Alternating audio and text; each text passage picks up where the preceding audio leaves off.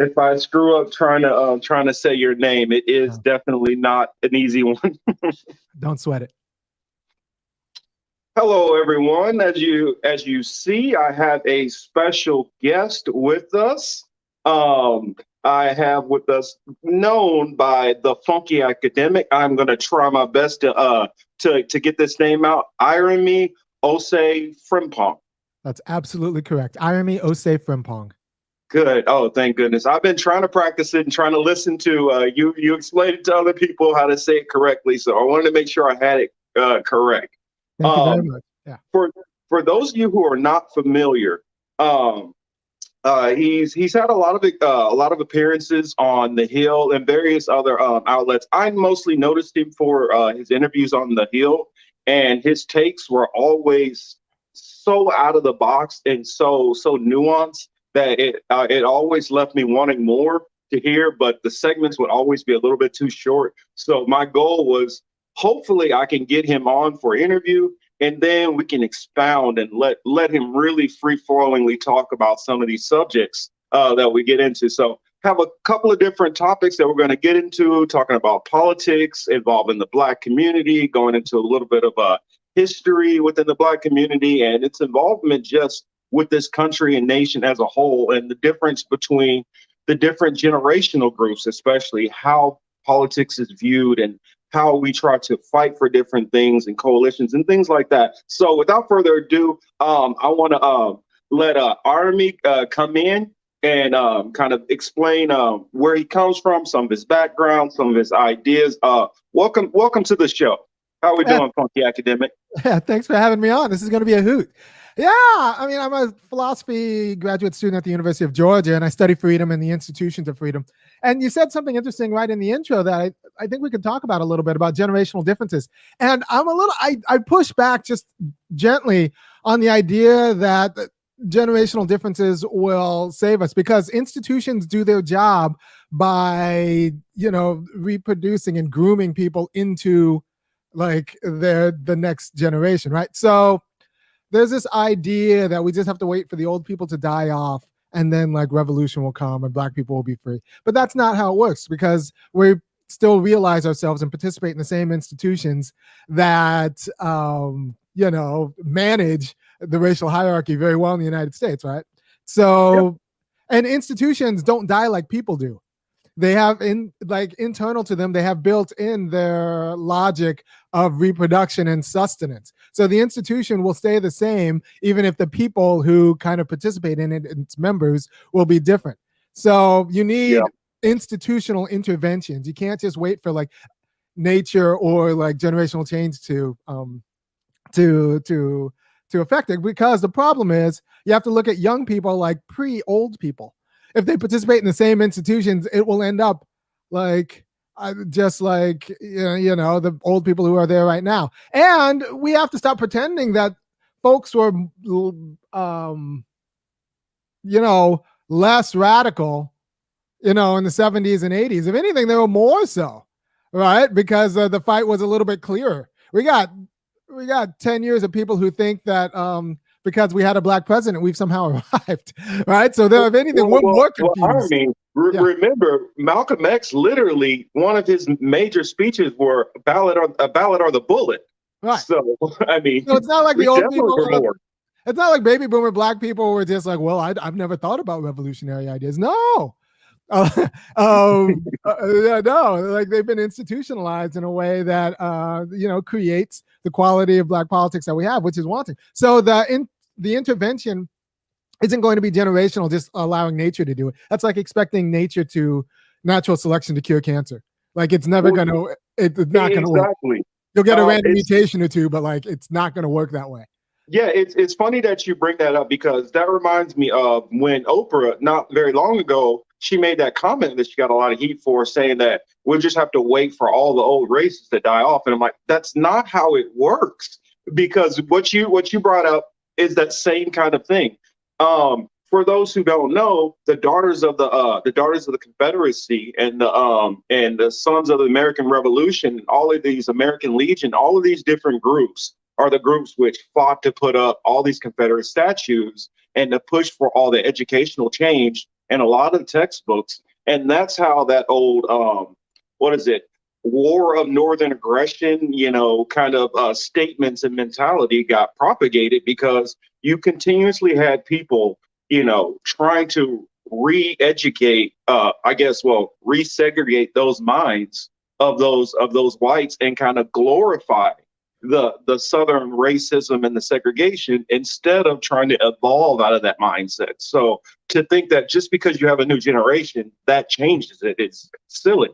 No, we need the institutional intervention. That means going after textbooks, going after school boards. Right now, you go to a school board meeting, you'll find a lot of real estate agents on the board, and that's just not good for us Black people.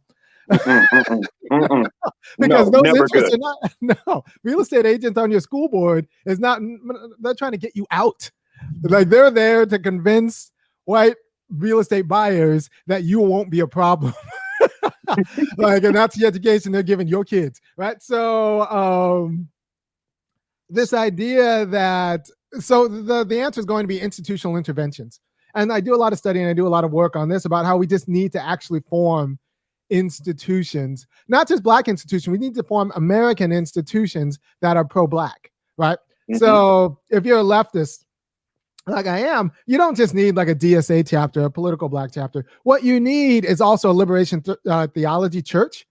What you need is also a school curriculum. What you need is the left version of Focus on the Family, because Focus on the Family has very concrete ideas about how families should be organized. They got gender hierarchies and all of these other things.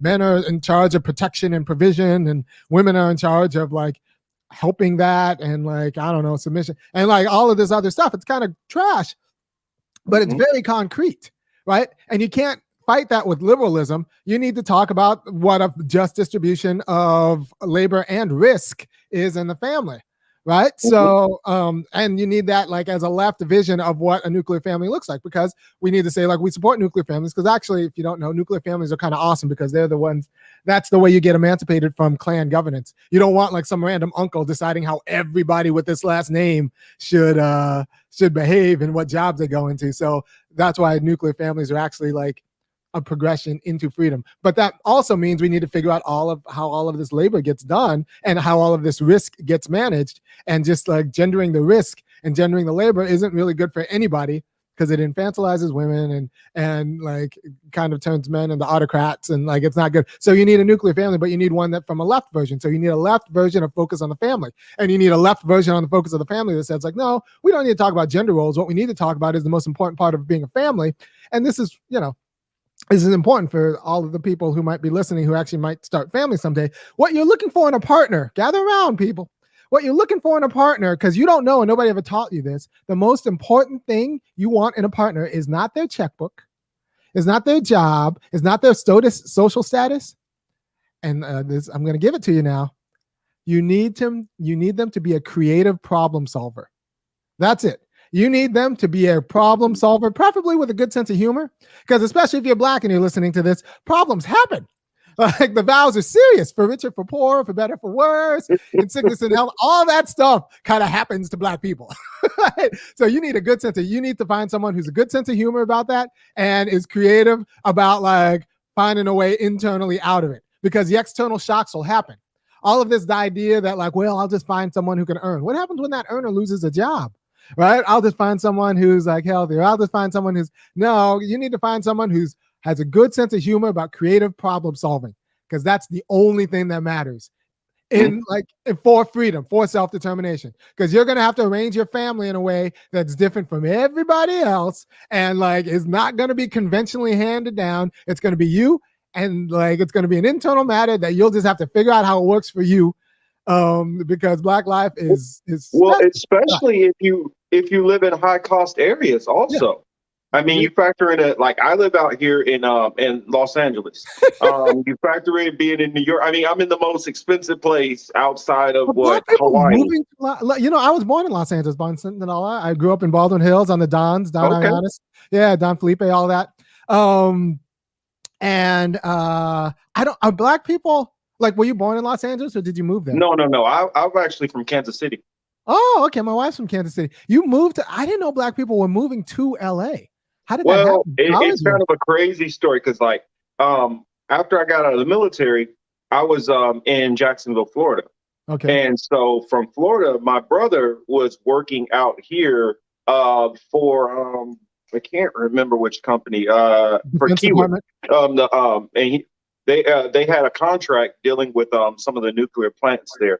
And so my brother was trying to get me out here as far as like a boilermaker type of apprentice stuff. Long Yeah. story. But anyway, it didn't kind of work out. And so I ended up out here anyway, kind of, trying to, do the hustle. And what people don't understand is if you don't have a plan getting out to a place like LA, it's one of those places where you got to hit the ground like you're jumping out of a car running full speed. Yeah. If you don't hit it right, you're gonna tumble. Yeah, like LA is rough on black people. Like you know that because you look at the homeless population in LA. It's black dudes. It's us.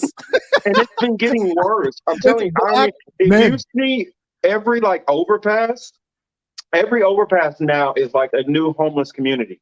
And black men disproportionately.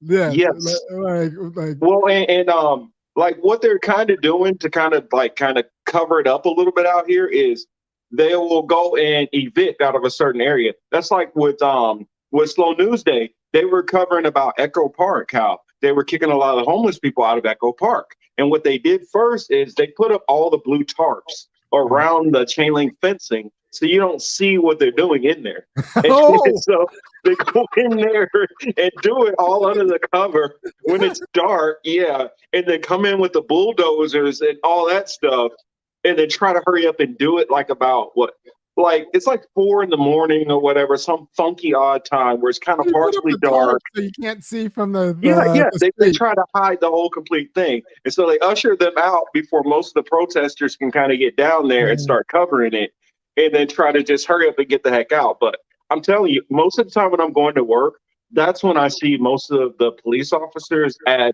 you know how you'll, I'm trying to think of what they're called right now. I'm drawing blank, but right when you're going over the bridges and you'll have the little areas which go down to the side where the water, little waterways. You see them going off to the side down there to go shut down one of those homeless encampments. I mean, right around rush hour, all the time. That's what I see every morning almost. Yeah, I mean, it's not made for us anymore. LA is a hard place to be black unless, look, all right, so my mom moved out there with the Great Migration, like everybody else, and white people, if they moved to LA. Please explain the Great Migration for everybody, because a lot of people, I mean, as black people, we understand it, but some people don't understand what it is and how a lot of black people even got out to California and the West Coast in general. So in the 50s and 60s, a lot of black people were just terrorized out of the South. They just said, enough, we got to go before we end up hanging from trees. And pretty much it got real good after World War II. But for the mid 20th century, it's just black people moving out of the South, and they're moving to better economic opportunities and better social opportunities. And one of them was in California. A lot of black people moved out for the defense industry. My mom was a nurse, is always a nurse. And we had some great society and government jobs that were opening up in some of the major cities too. So they moved. My mom was from South Carolina and then Florida. She got a nursing degree in Atlanta and then moved out with her brother, who went to an HBCU down in Florida. And he went to Florida A&M, right? So that's what city is that in? I think it's Central Florida. Florida A&M. So he went to Clearwater, I think. Might be Jacksonville, might be Towson. I don't know. Anyway, so my uncle went to Florida A&M, and my mom finished nursing school, and they moved out to California with all the other Negroes, right? So there's a book called Warmth of Other Suns that goes over the Great Migration. I think it pretty fairly. And so she moves out to LA, and you have to understand that if you move out to Los Angeles at that time, everyone could move there and get a job and work there. And if you happen to be white and you move into white LA in the 60s, your house now is worth millions of dollars just by being in white LA. So you got all of these white useless kids who are inheriting $2 million houses that are, 2,000 square foot, 1,700 square foot. If it's 1,700, it might only be worth $1.5 million. But if it's over 2,000 square feet, I'm kind of joking, but I'm kind of not. No. What he's saying is not hyperbole. It's for real. I'm looking at houses which I would be used to seeing in Kansas City, that would be, say, maybe $150,000 house that's going for a cool $2 million easy. Yeah. All right. So if you got a $2,000 square foot house in white LA that you were grandfathered in, you're a millionaire.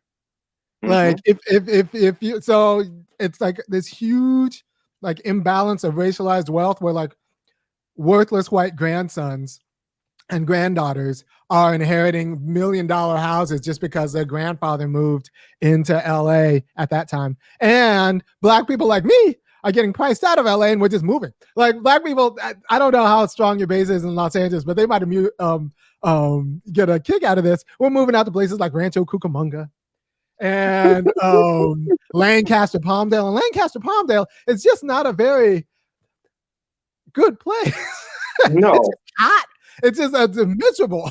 Well, and that's what they don't explain to you, like the different climates which you deal with out here in California, because yes, you do have the kind of like very pleasant like Southern California weather where it hardly ever rains. It's mostly around the 80s, most of the year long. But then you have certain areas where you could be where it's like 110 degrees, burning your ass every day. I mean, it's brutal. No breeze, no nothing. I mean, they don't get it. It's every place is not this perfect. Like it's not like San Diego. Santa Monica. No, it's not like not every place is Santa Monica. Not every place is Santa Barbara. Not every place is San Diego. Which San Diego, I read a report says might have the best weather in the entire world. But like you have Lancaster, Palmdale, which is a miserable place to be. And now it's full of Negroes, apparently, because that's where we have to move to, because that's the only place we can afford. Well, what I've heard and what I've noticed kind of out here is, like I remember at the time back in the 90s, a lot of people from California moving to the Midwest, Kansas City, Cleveland, Minneapolis, Indianapolis, a lot of those cities. And it seems like a lot of them didn't come back because it seems like the percentages have just dropped. And so areas like Watts and Compton that were more predominantly or a heavier population of Black have kind of diminished into more Latino or Hispanic. And then in Long Beach, which was also higher, you actually have more affluent, well, let me find a careful way to say this, I guess hipster types, and more of the LGBTQ community, which is kind of buying up a lot of that traditionally Black areas. So it's interesting how everything is kind of switching around out here. No, I mean, I don't think Long Beach is the hood anymore. Like, I don't like it's Long not. Beach that produced the Snoop Dogg, like Long Beach Jordan, Long Beach Polly. Like, I don't think that's hood anymore. And like I grew up in Baldwin Hills. It was a working class Black neighborhood.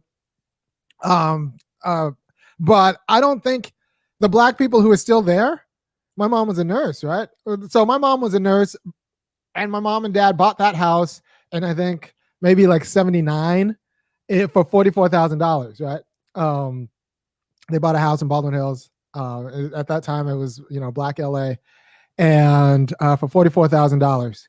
And I don't think, I mean, they moved in the 90s, but I don't think Black people are moving to that neighborhood. I feel like any Black person who's in that neighborhood now has been grandfathered in, because I don't think Black people can afford to move into, Don Arianes, Don Felipe, Don whatever, Don Miguel.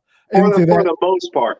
I think the only exceptions is like if you have somebody where they were in a field where like they were able to get a doctorate educationally and able to transfer that degree and be able to get the perks of the heightened salary versus out here where like if you just got like a high school diploma or an AA, that's not going to really get you much of anything. But like if you come out with like a master's already, say in like my mom's example, she's a teacher. She has a master's in education. If she transferred that out, she could get something decent, but most people can't make that transition out here. No, they can't make that transition out here. And so like the idea that Black people are moving to LA, I just think we're going to see just a slow progression. The good news is, look, I'm in the South now. I mean, I couldn't move anywhere like Kansas City. My wife's from Kansas City. That Why? place is Why? Come on. Why it's can't not you move to built for me. Kansas City? I mean, what Maurice Green's from no, but I can't. It's just yeah, it's not built because it's not city enough for me. Um, but it's not. Yeah, it's not a cultural fit for me. Well, I Um, would say I figured it'd probably be the weather because yeah, the weather's the not great either. people don't realize the weather there can be brutal. Like you can have like extreme cold. You can have like negative, negative 22 degrees, or wind chill of negative 22 degrees, negative 10 degrees, something like that. Then have the high on the other side, 108 degrees with 40% humidity, and then flip 2 weeks later, and then have 98 degrees humidity, 98-degree temperature. And so it's brutal. Midwest weather doesn't play. I didn't even know that. I didn't know what weather was because I grew up in Southern California, high school, all that, and then I moved to Northern California for college. Another place I'm priced out of. I always Yeah. thought I always thought like I would just like, oh, when I It's get worse up older, there. I'll just move to Oakland, get a nice little place on Lake Merritt. My life will be dope. I'll do dope things, raise my family out there. There's no way I'm moving to Lake Merritt. I can't move to Oakland. It's worse in Oakland than it is down here. Yeah, it's worse there. Like, so there's no way I can't move to Oakland. Like, and then that's funny because like in most people's mind, they think of Oakland as like that's like Black Hood. But like, no, you can't move to Oakland if you're black now. There's no black people moving to the East Bay in California. They're all moving from it if they were grandfathered in, like Digital Underground Lyft. So what you're seeing is they're moving more to. We have a good number of people who are moving to Vegas, a bunch moving to Arizona, Washington, or Oregon. That's mostly what I see. But thinking of these cities as black cities, how they used to be, that's a mindset of like 20 years ago. Yeah, no, that's changed. Like Long Beach, if you're going to Long Beach looking for the hood, I don't know. Good luck. You'll find a nice coffee shop. You're going to Oakland looking for the hood. Like I don't like that's just yeah. And we can't own anything there either. So the black people who are there in public housing or renting at disproportionate rates, and it's just ugly. I'm in the South now, and I've made peace with that. Like I'm in Athens, Georgia, and I grew up in I grew up in LA and then moved to Orange County in high school and then went to college in Berkeley. So like I never actually expected myself to live in the South, but I've made peace with it because it's cheap here. I have a very big house that I paid $175,000 for, and like I can't say that if I move to California, I can't do that, right? So I mean, it's culturally wanting, so I just have to change the culture here. You don't like the water, you got to change the water.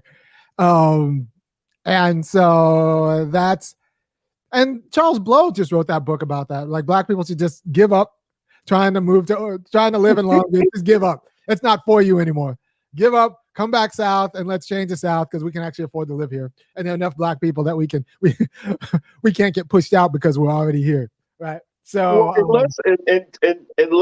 I hadn't lived in the South, I would have just thought that was an insane thought process, because like I grew up dealing with like out front open racism, whereas like a lot of black people I know who grew up like California, they might have kind of got it kind of pseudo, whereas like we got it like straight up like nigger, I don't like you. It's like it was just like straight up in your face. And so like, people don't understand me down here because they don't know that I'm California black. Mm-hmm. It's a different kind of black. And so like I would talk to certain people and they would have, whoa, I'm not racist, and I'm like, but you don't have to be. In like, for instance, growing up in like, if you take the whole population of the state of Kansas, the state of Kansas is like a 90% white state, 95% white state. Right. Now, okay, you go to my little area, okay, it might be 30% black or whatever. Right. But still, even if you just take, say, 20% of white people, if you take 20% of the people there and make them racist, that's still more than all of the black people and all the other minorities there. And that 20% is going to own things. I'm like, so our probability of still running into a racist person on a regular basis, even if they never run into a racist person, is still extremely high. That's where I feel that disconnect comes in between the Black community and the white community. A lot of times, where we have some of our white liberal friends that are like, "Well, I don't get this the whole racism thing. Are you guys worried about racism and stuff?"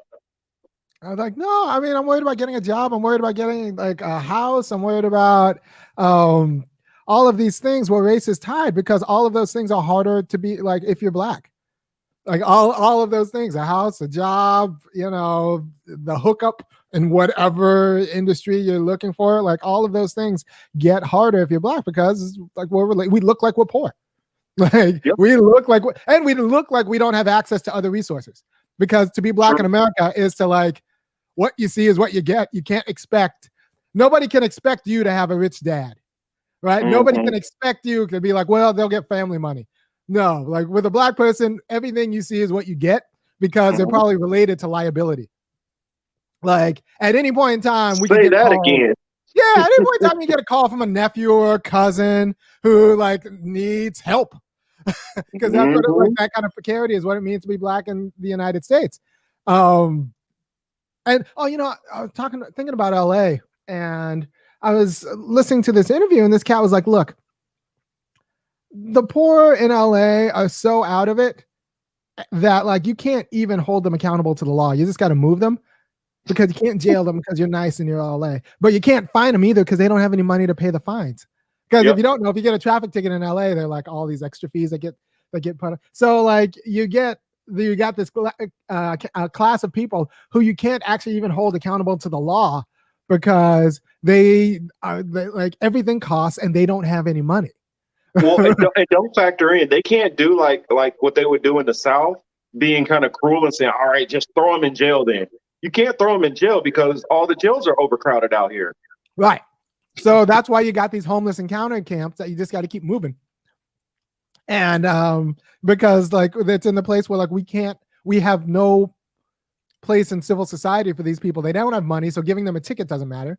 Yeah, they don't have a place like they don't have jobs, or they have jobs, but they're working poor jobs, and like it just doesn't matter. Like we can't figure out how to police them, so we almost need to get them money so that we could threaten to take that money back from them.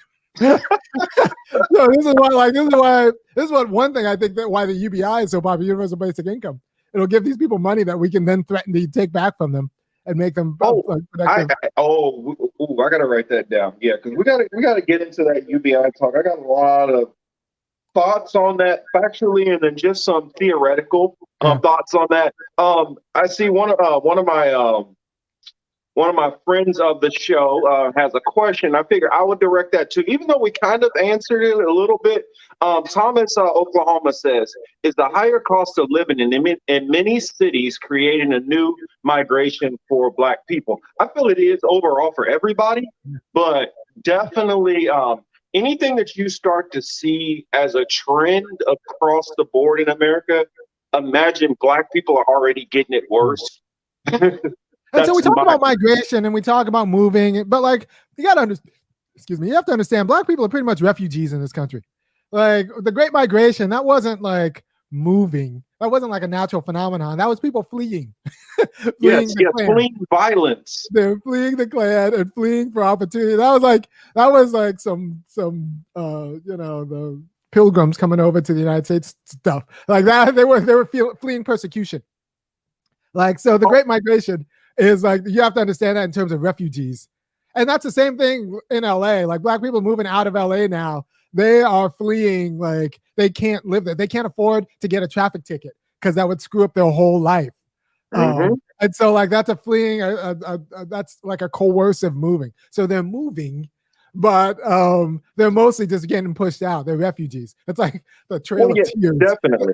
Trail of Tears moving from Watts to Kansas City. Or Atlanta. But you know, it's complicated for me because I don't like Southern California necessarily, but I don't like getting pushed out of the place I was, born and raised. I do like Northern California, and I resent the hell out of not being able to go back and start shop there just because I've been priced out. That's kind of how your take is there is kind of my whole take of the United States as a whole. It's like, I don't really love this place. But But we freaking built this with blood, sweat, and tears. Our ancestors invested so much in this place to uh, just like say, "Oh, okay, we're just gonna leave, now to hands go to down, some place that nothing." somebody, yeah, I'm like, no, no. We put way too much in to just walk away from the table at this point. yeah, So this is anytime I hard. used to hear anybody say, "Oh, well, if you don't like it, you can leave," I'm like, no, fuck you. This is land that you stolen, so you Right. don't get to tell other people never mind. You're gonna get me into a Right, exactly. tangent there. And since you're in the military, we've fought in all the wars Yes. disproportionately. We fought in Vietnam, we fought in World War II, we fought in all the wars disproportionately too. Yeah. So Well, no, here's something a lot of people don't know. For World War I, they literally forced Puerto Ricans to actually get citizenship. That's the reason why everybody wonders why Puerto Ricans have a social security card. That's why they gave oh. them citizenship just to draft them. That's exactly why. And you ever wonder why you get in some bases and there'll be a ton of Filipino men, and we used to call them the Oh, Filipino gangs. yeah, yeah. That's where that comes from I do know a lot of because Filipino they gave military them folks. citizenship if they it was I think voluntary. Well, it kind of went back and forth. It was Right. mandatory at a time in the Philippines, and then it became voluntary. Then it became mandatory back and forth. But for Puerto Ricans during World War I, they're like, no, get your ass in the military, and it was Do your infantry. papers, go. It was infantry mostly. So they were like, yes, you were cannon fodder. Yeah, so yeah, they have a claim, right? So they like these people have a claim, and we fought in all the wars, so we're not going anywhere. I was born in Los Angeles. My dad was born in Ghana. My mom was born in South Carolina. I was born in Los Angeles. I have a claim. I'm not going anywhere. I'm not going back to Ghana. I've never been to Ghana. Speaking of claim, Yes, speaking of claim, did you see the show? What is it? Them or Us?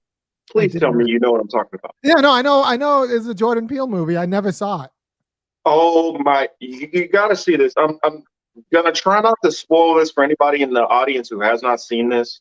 But basically, what the show is going into is it goes into a family, which is literally that migration, which we've been kind of talking about. The thing we've been talking about, how they move from, I believe it's North Carolina, Okay.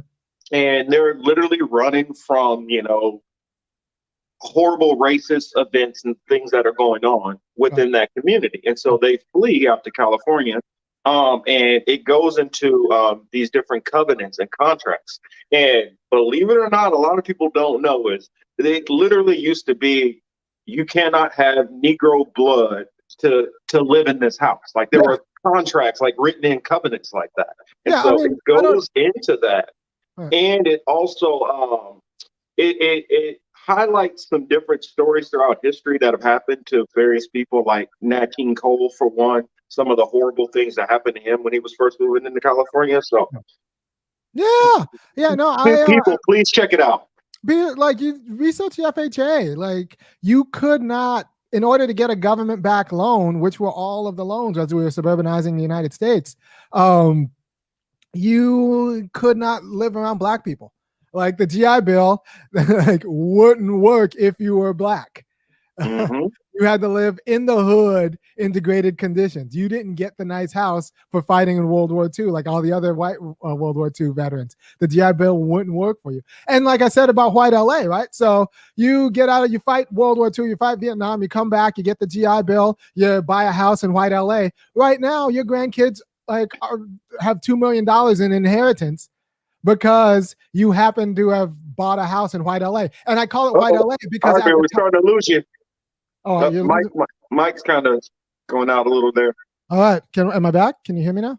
No? You sound like Megatron. Uh-oh. I don't know what happened. I didn't do anything. Can you still Or, hear or me? Roger and Zach. No, I don't. I can't. I don't know what happened. I don't think I did anything. So you can't.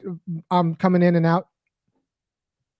Here, try sound check again. 10, 9, 8, 7, 6, 5, 4, 3, 2, 1. 10, I think 9. you're counting. Yes. I don't know why. All of a sudden, it just went out. hold on. Oh man, let me see if I can figure out something here. Oh, hold on. There you go. I'm You back. come back. I'm back. Yes, you're back. All You're right, good. good. You're good. All right, so I was talking about, oh yeah, so the FHA, you couldn't buy a house around Negroes and get the FHA loan, right? So you had to live in a house, you had to have a racially homogenous neighborhood or a neighborhood without black people, because the idea was, and this was written into law, into the housing authority, that it promoted social harmony to have racially homogenous neighborhoods. So as a national project, we segregated housing, right? So what this did was created a white LA. So if you have a grandfather who fought in a war, got a house in white LA, you're now inheriting millions of dollars, because you have property in white LA, and that's all just because like your grandfather was white. Like that's racialized wealth, because a lot of wealth is Well, that's the case in New York too. Yeah, right. So if you happen to have a grandfather who had some sort of property in white New York, you're rich. Mhm. that's all. Like, you could be an idiot. It doesn't matter. You're worth a lot of money because your grandfather had some sort of property in white New York, and they got that property because black people couldn't buy that property in white New York. Yeah. Well, that's what I try to explain to people. I say, you got to understand, you can't just be like, well, slavery happened this long ago, just get over it. Well, just like Irami was just talking about, you had redlining, which created segregation, created disparity in property values, and our school systems are funded off of property tax, which is a dumb idea, but it incentivized certain schools to have more money for their students, as in it allows other ones to not have as much money. And all of these like social dynamics, which you do decade after decade after decade, well, century after century too, it has an impact. So for anybody like, I'd hear like these people, right wingers, and they say, well, why don't black people just, fix this? And if they just had a father in the house, then everything would just be fine. And then I'm like, you got to understand, like, even my mother, who is only 20 years older than I am, my mother, they told her, none of you niggers are going to pass my class at the high school that she went to. And so she was still at a point where she didn't even have kind of full rights. And so I'm almost like the first generation to get full rights. I mean, my grandparents were sharecroppers. They were descendants of Tulsa, Oklahoma. And so I just see tragedy from here to here. I got family from the Trail of Tears, and then we got the transatlantic slave trade, and then so it's a lot going on where I'm like, how do you guys expect me to just be straight and even with you guys, with all of the hurdles I've already had, generationally put in front of me? And then if you go into psychological, the psychological aspect in the psychiatry community, they'll tell you that traumas can be passed down generationally. So if you have a whole group of people who have went through trauma after trauma after trauma, it's going to manifest itself in various different ways. Yeah, and we can't even. Yeah, with the whole not the Jim Crow, but you know how we have the going into Mr. Clyburn, one of our favorite legislators. That divide you have between dare I say the house Negro versus the field Negro, which I consider right here on this panel, you got two field Negroes talking about the house Negroes. Pretty much. And the thing is, people, so there's a great pessimism which is earned in the black community about like this United States won't ever be treated us justly. So we can't demand justice. What we can do is find the nice whites and tap dance for them. And we sings and we taps and we dances for the nice whites and Miss Nancy Pelosi and Miss Hillary Clinton, we call them Miss, and we sings and we dances for them, and they'll break us off something. Mm-hmm. And if you're Obama, they'll break you off a lot. Right. So the idea is that we can't actually demand anything like real citizens can, but what we can is ask for their discretion and charity, and they might, the nice white ones, and the nice whites who like control over us might like the way we smiles and might like the way we dances, and they'll give us a little bit, right? And that's the way to get over in America. And I just don't think that's not consistent with freedom. That's good. That might work. Hey, look, people get mad at me, but this is Booker T. Washington's whole thing. Yes. Let white people run America.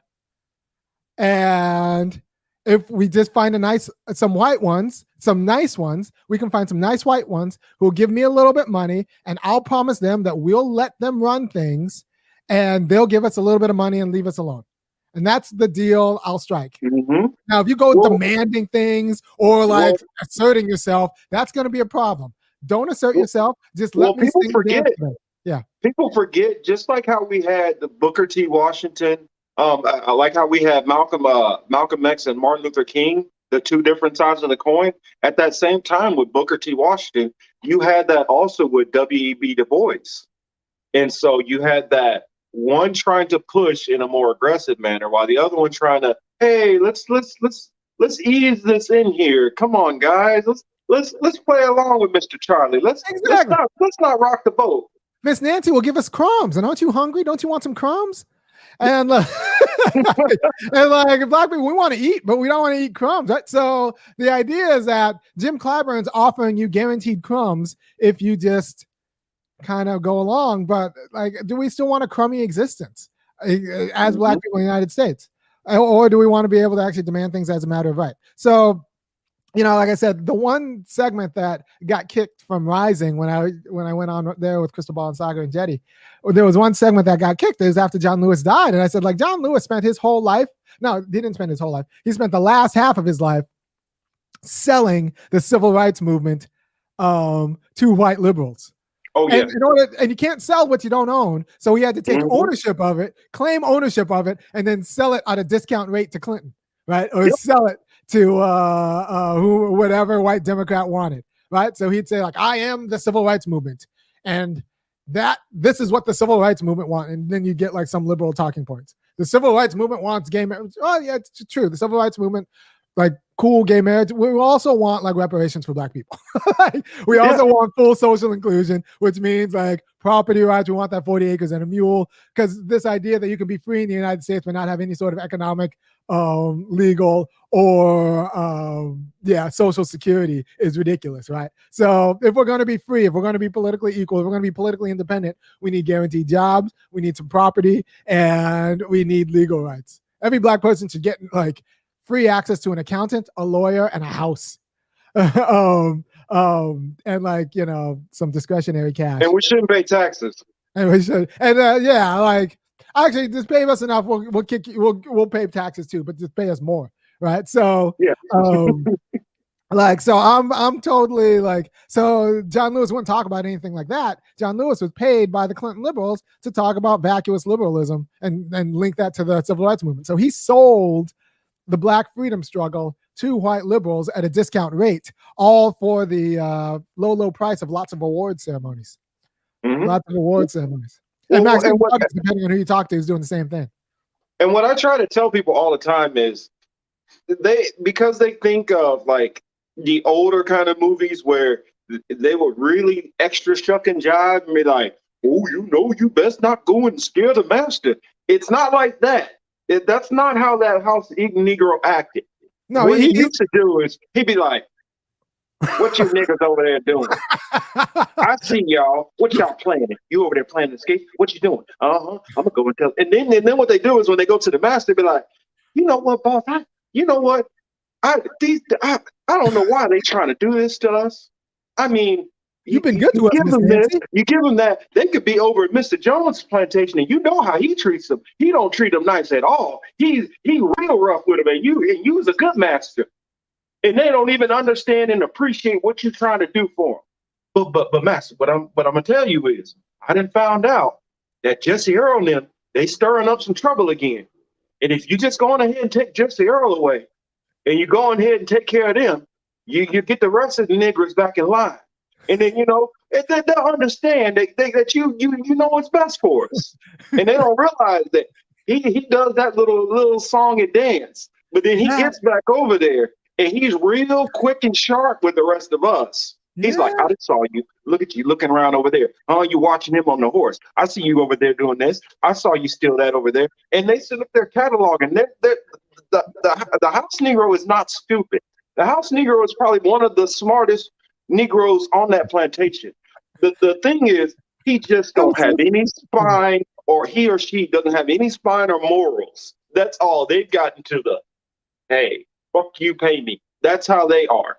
And so whoever they got to throw in the up under that bus, they're going to step on the master's foot to make sure the accelerator makes sure to get them. That's what you're dealing with those type of people.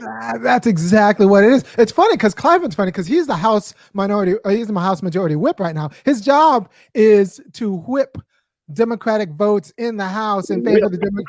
Whip them. But he's not. That's not his real job. His real job is to whip the Black electorate. Mm-hmm. That's his real job. He got that position in order to whip the Black electorate and keep the Black voters in line. He's not talking about congressperson. He doesn't have any juice over there. He uses his juice in his position as a House Majority Whip to whip the Black electorates all over the United States for Miss Nancy. Miss Nancy been real good to us.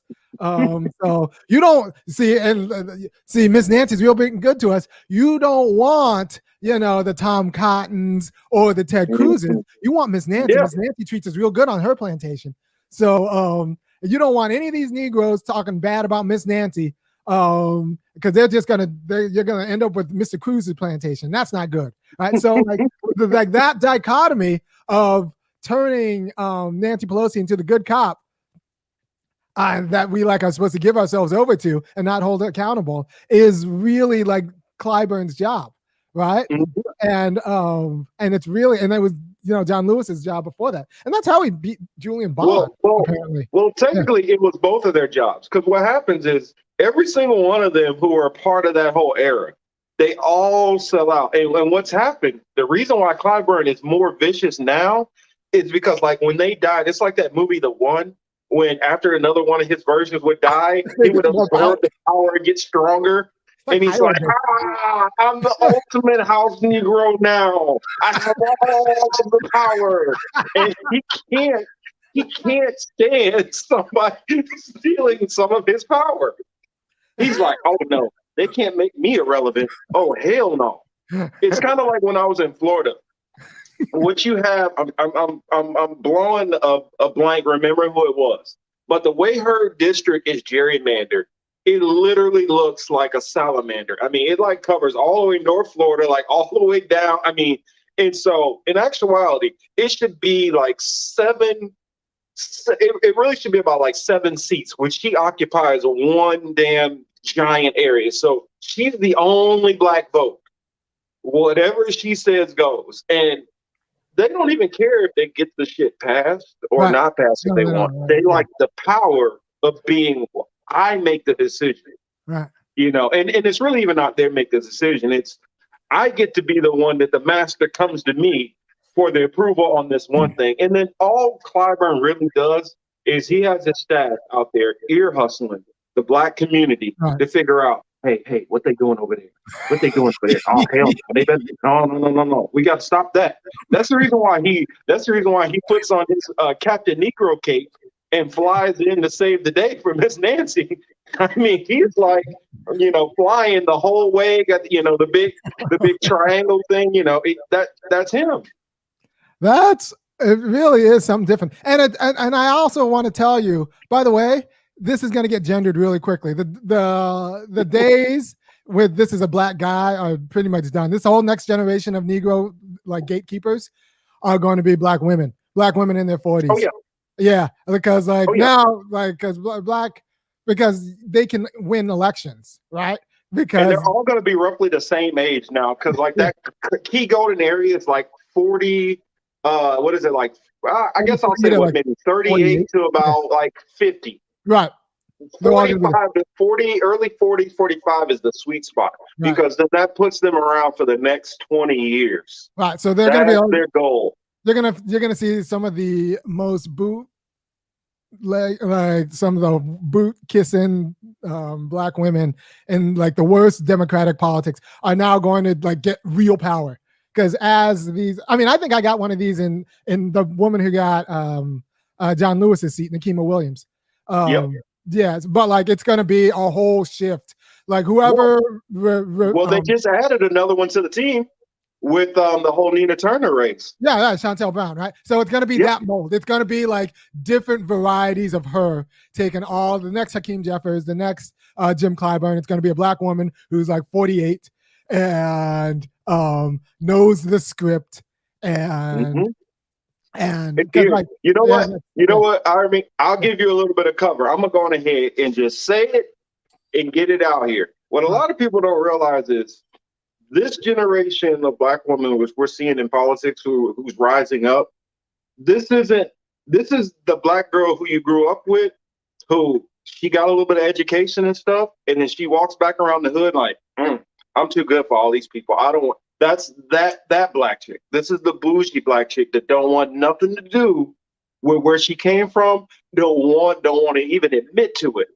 It's like people are like, hey, Tiffany. She's like, I don't know them. And so that's those types that we see, those ones that are like, you know what? I don't care. Yeah, I'll date a white man for money. That's that mentality that we see. The sellout, me. I'll dare say it, the gold digger class of black women in this just in the political lane. The only thing is that they don't use their sexuality. They use their political knowledge and prowess to sell out in those ways for the financial means. It's still the same as the gold diggers who follow the basketball players and all that. But it's just in a different lane. Right. And they're electorally, they have the advantage over black men because like Democrats want to consider themselves feminists. So like this is why Cori Bush snuck one through. She beat a black guy who was awful, Lacey Clay, but Cori Bush is dope. So Cori Bush is a woman out of Cleveland, not Cleveland, St. Louis. Missouri. St. Louis, yeah, she's based out of St. Louis. She beat a legacy black guy who was horrible from a legacy black political family. But she beat him. She wouldn't have won that race if she were a man. But she did win the race. She's a woman, and she's cool, and it's a legacy seat, so it should be pretty easy to hold. And she can handle her business, so I think she could hold it on the merits too. So I think after that, I mean, the DNC is not dumb. They're going to be scouting 45-year-old black women to replace all of these awful like 80-year-old black men, and it's going to work. Unless we build some social institutions. You know, people always talk about solutions. No, it's going to work. Because like I can't take them out. Like you can't beat Chantel Brown. I can't beat Chantel Brown. I'm gonna tell you why it's gonna work, Irami. And I know I tend to be a little bit more on the pessimistic side sometimes, but the reason why it's gonna work is because they're fighting a twofold fight.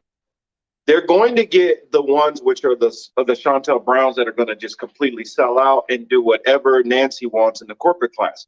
But they're going to hit you by also getting a Cori Bush, which Cori Bush will be good on homeless issues, but maybe she's weaker on other areas. So they're going to look for candidates which, even if they're for you, they're kind of more of a single or only a couple of issues, and they're going to be maybe weaker in other areas. So that way they can kind of section them off because I don't think that they fear that Nina Turner was going to do a whole lot, but just the fact that any kind of wild card out of her, any kind of, they can't deal with any kind of, pushback, even the slightest bit.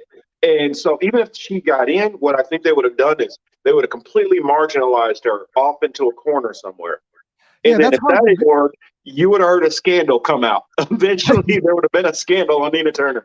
Yeah. I'm prepping people now. I'm sure if I run for something, someone's going to say I touched them in a place I didn't. Look, I have very rarely had power over anybody. So if sexual harassment's my power, like whoever I harass I punch up. Exactly. I'm out there grabbing Scarlett Johansson's bum. So like, and so like I punch up. So like that's, but people always say, Irami, you never talk about solutions. You always just talk about the problems. So I want to lay out some solutions and the plan, right? So to break this, you can't just break this with electoral victories. No, you don't. Like, we don't control any of the ideas that make the electorate that then go vote for people who don't control our interests, right? So if you want to actually, you have to work the electorate. You have to work the body. If you want to actually change our democracy, you have to institute social institutions that go with your political vision, right? So you can't. So you need liberation theology churches, not like liberal churches and not conservative churches, liberation theology churches. So like people can draw meaning and spirituality from a vision that actually supports and upholds a political vision that's like good for Black people, right? So you need the CRT, the critical race theory fight, is actually good for us. I know people are saying like, Yes. but I think it's fantastic because the truth is on our side. So the more people talk about it, like the better we look in general, right? So critical race theory was brought up by like Republicans who were like, well, we got a scary name and we could scare a lot of white people with the name. But they happen to land on something that actually has real content that's good for Black people. So just getting the investigation is like they bungled that one, right? So we need to actually get in the textbook game. We need to get in the school board game. We need to think of this as all a political project. Of course, union organizing. We need more union drives than we need voter registration drives. Yep. Like we need to get into all of these social institutions that uphold a particular kind of left politics. Like I said, we need a left version of Focus on the Family, right? We need like children's books, stuff like that, to actually change the culture. And then when you have social institutions that uphold your political vision, then it's going to be immune to the kind of Clyburn-esque parachuting in to screw up the election, right? You can't win this just by votes alone because we don't control. And Bobby Wright said this right? If you control, there's a huge industry in controlling the Black mind. And if you control the Black mind, you control the Black behind. So we need to get in the industry, in the culture industry, in the social industry in order to uphold our political vision. You can't just go for the politics because, like, for example, how are you going to have a conversation about reparations with someone from Oregon, right? Because if you go to Oregon, if you don't know, Black people were not allowed to buy property in Oregon until 1926. I'll say this again. Black people were not allowed to buy property in Oregon until 1926. 1926 is only a few generations ago, which means that like all the property was already taken. What happened was in Oregon, they set up the system. They didn't want to be a slave state, but they also didn't want Black people. So they just said, well, we don't want slaves, but we don't want Black people. So we'll just set up a white utopia where Black people can't buy property. And they did this in 1848, right? Didn't get overturned until 1926 for like constitutional reasons, right? So you have an entire state where like you have old money, you have old timber money, you have land, you have all of this industry, you have ore money, mining, timber, and all of these like legacy industries in Oregon, all white, right? So, and then how are you going to talk to them about reparations, right? And then, because if you ask them, why aren't there Black people in Oregon? And I know this because I lived in Corvallis for a year. They'll tell you, well, like, I don't know. They just never moved out here. So you have the white people there who are not actually fit to govern with you because they don't know enough about themselves in order to actually make a good judgment. Like me, what I would want Oregon to do is I just want 13% of the land. And like the good land too. I'll just take a whole city and start an HBCU there. I want to talk like Blacksburg. We're taking over Astoria. We're taking over Corvallis. And like we'll just rebuild a whole Black city in Oregon and like next to freeways and good infrastructure too, right? So like we need to be creative with these towns that just excluded them excluded Black people so effectively, or just we take 20% of Oregon's GDP for 40 years, right? Well, you get all that money from land, you get all that money from timber. Black people were like locked out of that, so we'll just yoink 20% of your tax revenues and like redistribute that to Jackson, Mississippi. Right? to Selma, Alabama, who, if you don't know, isn't doing particularly well, right? But so how do you talk to people in Oregon about reparations? Because this needs to be a federal conversation if they don't even know the truth about why Oregon is so white. True. Right? Here, I got a question. A question for you here too. I'm from Thomas, another one from Thomas. It says over 50 billion isn't good enough. I've heard redlining may have cost the Black community over $1 trillion in generational wealth. Get the army of lawyers and sue the hell out of banks. I have my I'll let you answer. Well, the legal system, people think that the legal system's made for everybody. No, it's made for white powers, right? So this is, I'll give you your viewers, they're still watching, right? So I'll give you viewers a quick CRT lesson. Critical race theory came out of critical legal studies, and critical legal studies was like, you know what? These Supreme Court decisions, even if they seem to be for us, they're not really for us, right? So you look at Brown versus Board of Education. People think Brown versus Board of Education. This is great, desegregated schools. But then you have guys like Derek Bell, who is a legal philosopher based out of Harvard, then NYU. And he was like, you know what? Black people wanted quality education. We didn't necessarily want an integrated education. Integrated education is great. But what we wanted was quality education, right? And so if that came through integration, good. If it didn't come through integration, fine. But what we got was integration, but we got a whole bunch of white teachers and white principals and white school boards teaching black kids. And that's not particularly good for us either, right? Because people don't know that with Brown versus Board of Education, a lot of people like your mom, a lot of black teachers got fired, got the boot. A lot of, because those black schools closed down, black principals became assistant principals under white principals. And like black people lost a lot of autonomy over their education through Brown. So he was like, all right, so why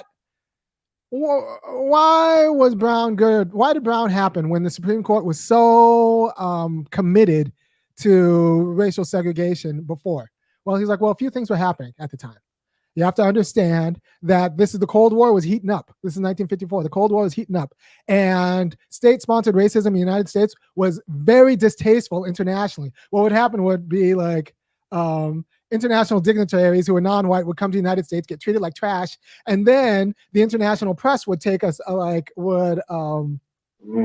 would take that up and make us look bad to the third world, which we were trying to like kind of take from the Russians.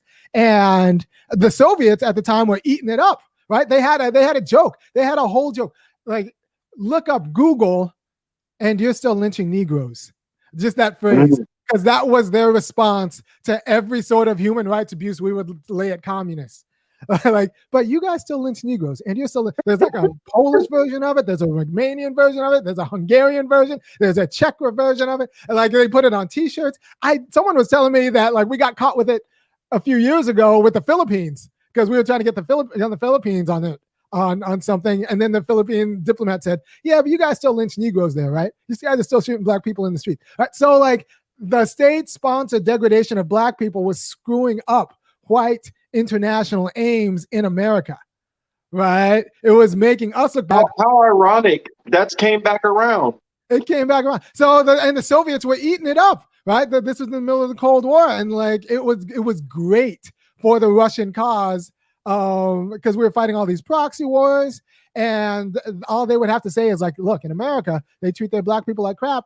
You don't want to go with them. You want to go with us, the Russians, right? So they got to make communism look anti-racist.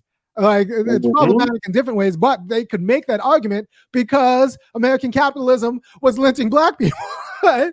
And, yes, it was. Yeah, so it was really distasteful. So you had that, the internet, and you cannot underestimate the effect of the Cold War on the civil rights movement, and actually the regression since the end of the Cold War for black justice, racial justice, right? Because now that you no longer have to look good relative to the Soviets, like white people get to white out. So the Cold War, and you see this in briefs submitted to the Supreme Court for Brown, right? And DOJ briefs, right? So the Cold War affects the Brown verdict. Another thing that affects the Brown verdict is you had all these World War II veterans coming back. You had all these World War II veterans who got very used to shooting the hell out of white Europeans over in Germany, got treated pretty well over in Europe, were treated like saviors, and then got moved back to Alabama and were gotten called boy by young master, by young Pete Buttigieg. And that was like a very destabilizing. These are Negroes who knew how to use guns and were used to shooting white people, right? So, and it also like kind of started tarnishing the veteran image, just veterans in general, right?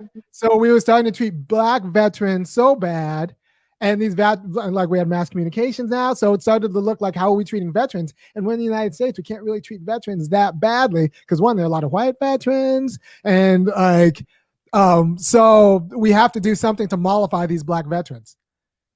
Mm-hmm. And so that was another impetus. And the third thing was if you haven't been to the rural South or the South in general, you don't know. But the South, especially, I mean, Georgia before the 92 Olympics or the 96 Olympics was pretty much rural, right? The South is rural. The South had a plantation economy way up through the 50s and 60s. And it was held that way because of the racial hierarchy, right? So like economic elites, white economic elites, both from the North and to some extent the South, were seeing that we have this great weather, we have these great natural resources, but like the racial hierarchy is starting to get in the way of our check because it's distasteful for industries to start there, right? So you have to do something about racism for us to start turning the South into a moneymaker, because the rural plantation economy is never going to actually transition to a better industrial economy without you guys doing something about the racism. And I want to throw, sorry. No, I want to throw a clarification so people understand what we're talking about. After slavery ended in the South, their economy became sharecropping mostly. So it was still a plantation system for the most part. It was just work in a different way. So it wasn't slavery in the actual sense it was before, but it still kind of worked the same way. Yeah, and here's how it worked. I mean, a lot of it worked through croplands. People don't know, up until like the late 40s, 50s, 75% of the Southern workforce were domestic help and farm workers, pretty much sharecroppers and people who cleaned white homes.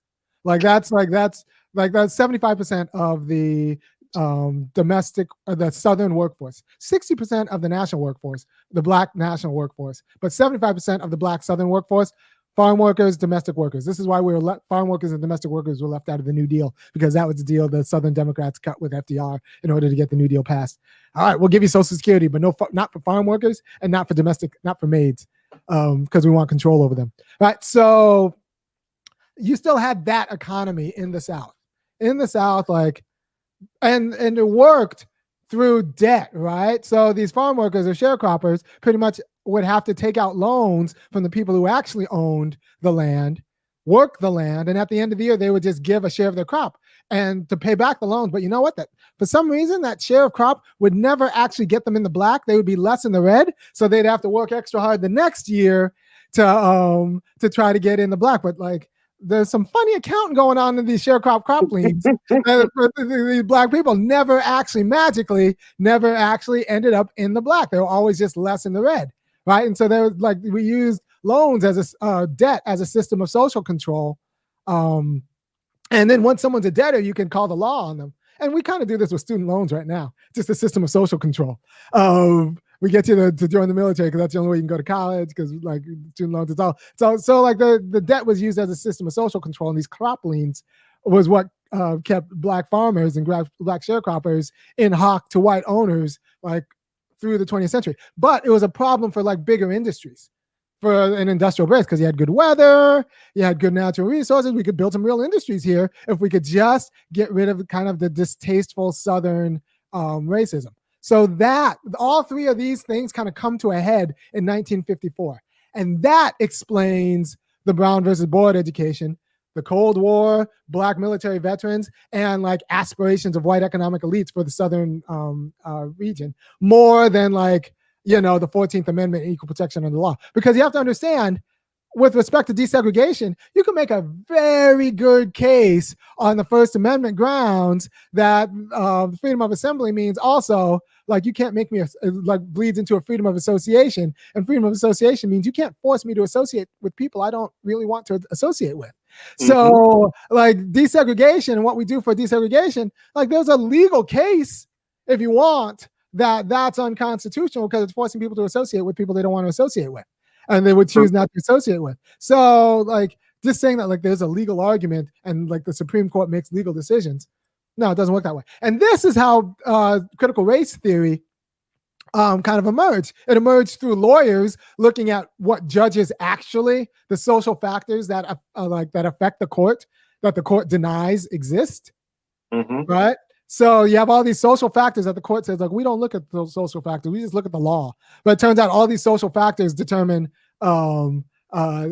judicial rulings in ways that like legal scholarship was kind of naive to until like there was a movement of legal realism that just kind of admitted that this is, of course, this is what judges do, because judges don't have control over budgets and judges don't have control over like executing what they don't have control over the guns and they don't have control of the money. So pretty much they have to do what is politically popular.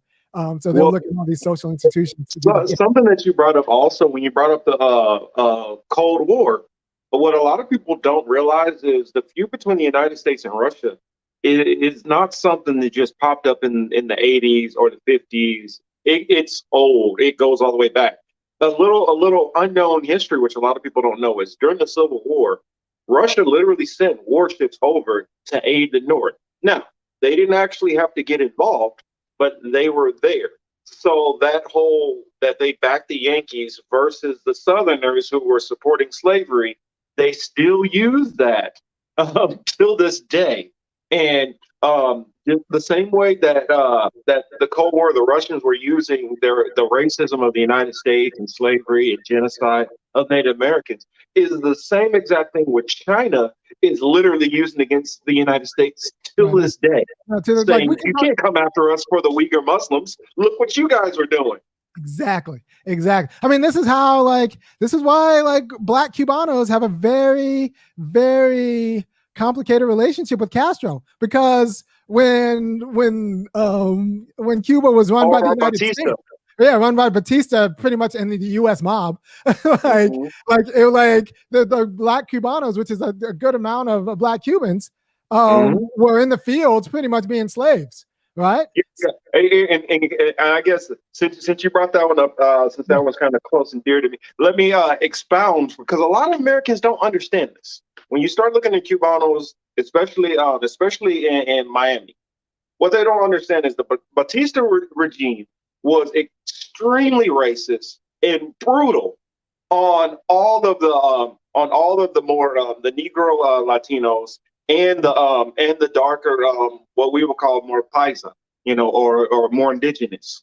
It was the more Caucasian, more Spanish descent or European Portuguese descent who were most of the CEOs and people who attained most of the wealth. It's the same thing in the United States, where you had that stratification, in which if you look all the way throughout Latin America, you still see that stratification from the European Spaniards and Portuguese who reign at the top. Even down in New Mexico, you see the same thing, i.e. why if you look at, say, Univision or Telemundo, you start looking at these programs, you still have where the maid is always dark, or the helpers are always dark, and none of the darker people ever get the leading roles. Now, some of that's starting to change up a little bit, but that's why you still have that to this day. They'll show you a program in Cuba or Puerto Rico, and it seems as if there's no Black people there, which is nonsense. And so a lot of those Cubanos who were coming into Miami, especially in the 70s, fleeing Castro, these were the capitalists. These were the people who were supporting, the oppression of the darker people. So we have to take in, most Americans don't take in that racial aspect of what was going on and how it's similar to what goes on still in this country. Yeah, Sorry about that. I mean, most Americans have a notion of Cuba that they get from the people from Miami. And you have to understand, you're talking to the worst ones. Yes. You're talking, yes. That's like getting the same thing with the Venezuelans. Yeah. Well, honestly, it's the same thing. What we know about Southeast Asians and Indian Americans, the Indian Americans who we meet in America, are 18th generation, high caste Indian Americans who have generational knowledge on how to treat low caste Indian Americans poorly. Like the Indian Americans, by the time we get to they're all Brahmin, not all Brahmins, but 2% of Indians are Brahmin, and 70% of your Indian American friends are in the high caste. Yeah. You know that Kamala Harris, on her mother and father's side, they both come from Tamil. Yeah. So for those who don't know, that's one of the higher echelons in the Indian society, part of the caste system. And so they go back, honestly, to slavery. And along with Kamala's grandfather, even in Jamaica, they were plantation owners and slave owners. So Yeah, Even when you look at her as black girl magic, no, that's just another plantation owner right there. generational habits. Like we have people who were elite in their own country. They come to America and then they kind of get the rules about who they can treat like garbage. And Mm-hmm. they get to it. They are very good at it because they have generational habits of treating. Well, Irony, don't Yeah. forget, they all tell you the story about how every single one of them came in with $5 to their name and just survived. Right. Yeah, it's $5. Well, all right. So you have $5 and a medical degree from Yes, yes. so like let's stop talking like there are refugees and then there are like H-1Bs. Like don't confuse one for the other.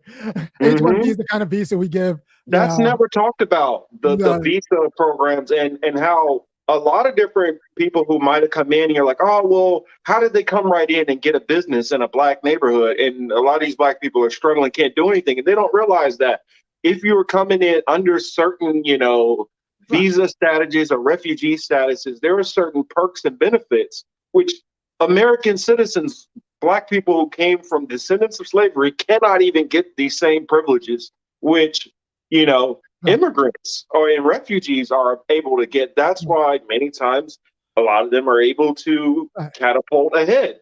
I mean, refugees, I got a soft spot for because like we might have screwed up their country. But like, I'm not putting it against them in a negative way. I'm saying that we got to balance the system to help out those refugees who we've screwed up their country and help the people who are in this country. In the country, right? We can't just give them our stuff, right? So there's this idea that, well, for black people, you got the black people who came over on ships, like my mom's side. Then you got the black people on my dad's side. My dad's dad was a chief, right? My dad came over on a plane. Right, there's going to be a difference between the black people who came on ships and the black people who came on planes, and we see that. Even there was a report on LA saying that African people in LA are worth about the median is I think $74,000. Still not a lot of money in LA, but the black descendants of slaves median is anywhere between 3,500. It's called The Color of Wealth. You can just Google it. The $3,500 to $4,000 in LA. And if you're in LA and you're only worth $3,000, like you have no business in LA. If you have $3,000 in assets in LA, you don't belong there.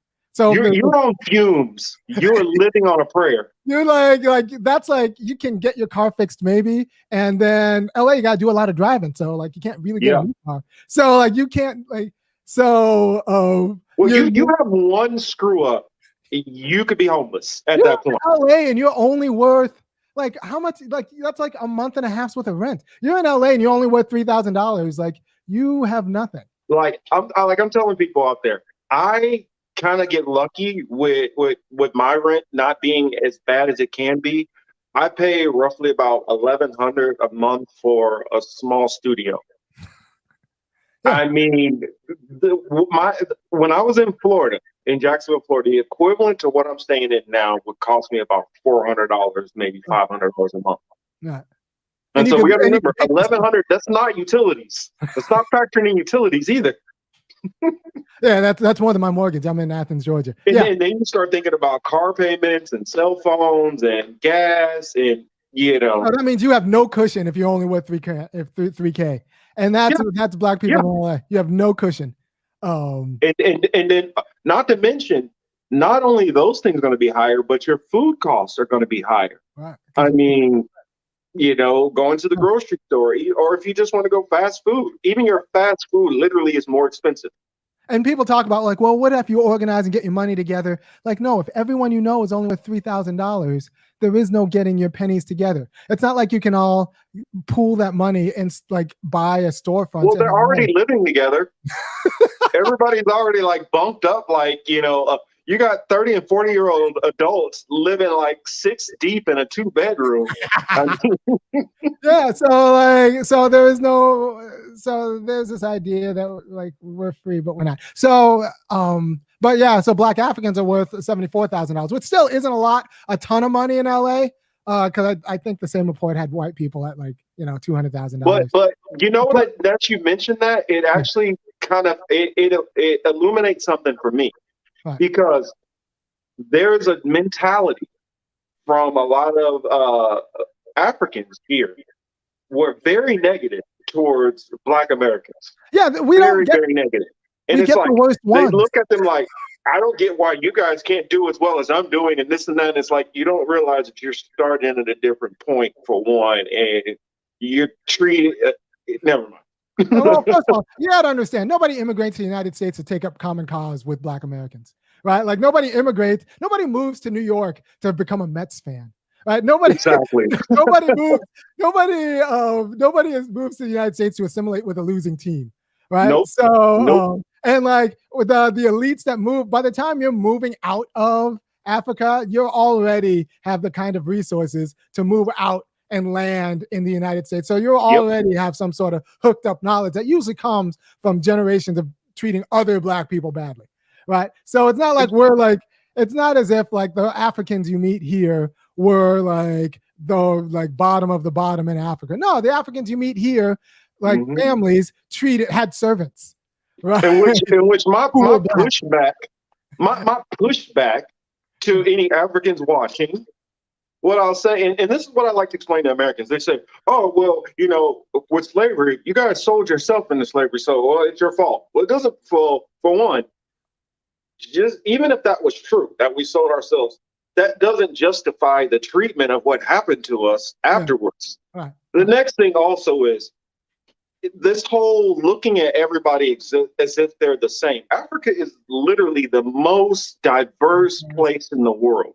And so just because some Africans sold some other people in Africa doesn't mean that they're the same people.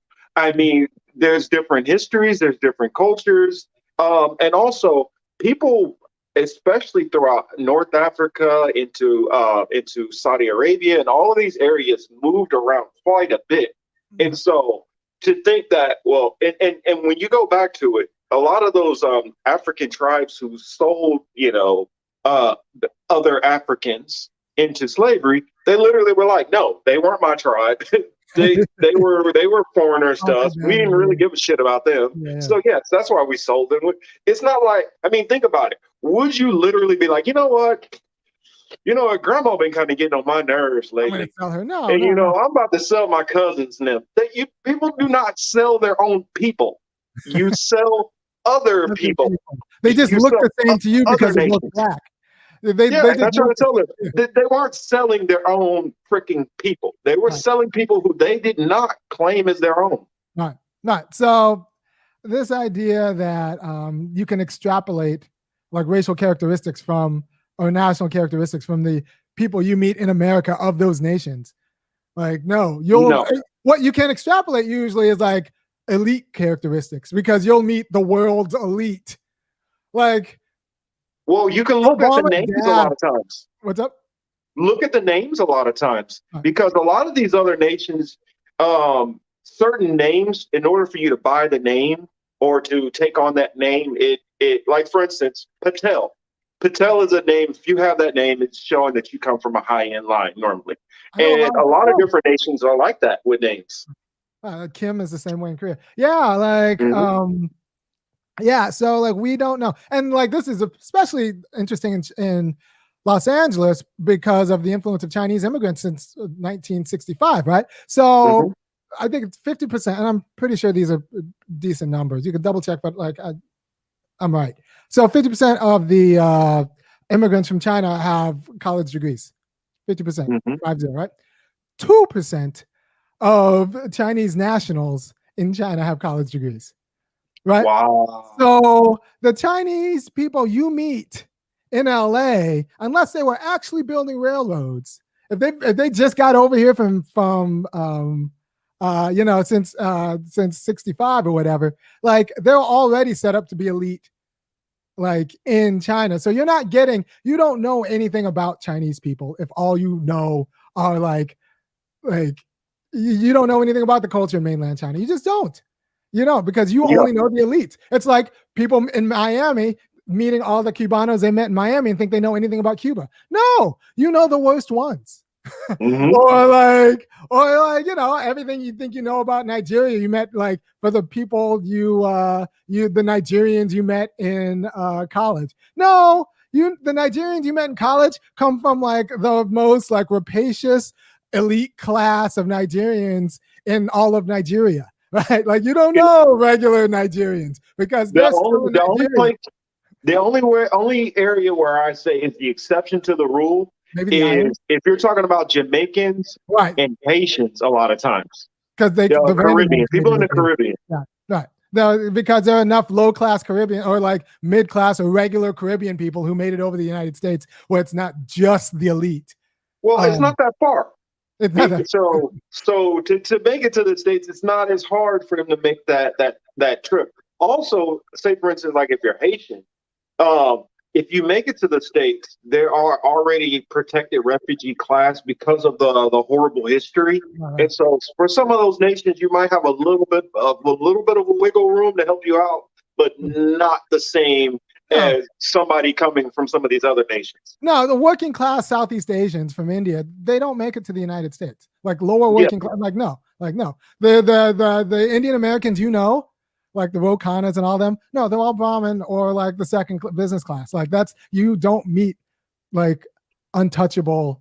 They're still over there like picking up stuff in India, right? So we have. But it's the same with Colombians also. Yeah. A lot of the Colombians you meet in Florida, they're the more high end and middle class. You're not meeting the ones who would have been like on the corner for Pablo.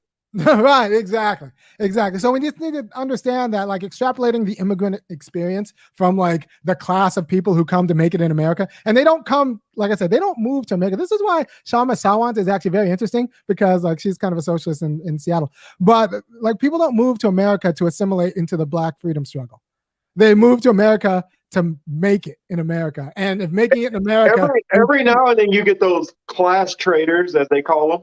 Yeah, but like they are not treated very well by the other people. No, right? They're literally looked at as class traders, like treasonous almost. Right, and this is why you get like the Stokely, the Kwame Tures, and like they're like fantastic, but don't expect like immigrants to like immediately assimilate to left-wing causes and like make and social justice causes that will be good for Black people. Like, Native Americans and Mexican Americans for whom this used to be like, their place and the borders moved.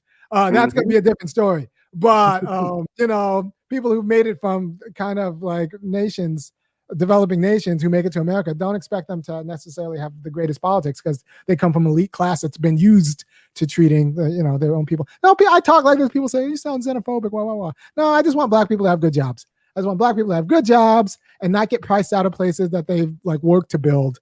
And what that's going to happen is we just need to be honest about like the dynamic that keeps us poor.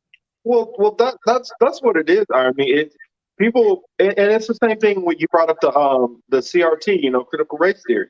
I honestly feel like it's dangerous to not teach critical race theory because you're going to have a whole population of people who are experiencing things and who are still going through consequences of things. Right.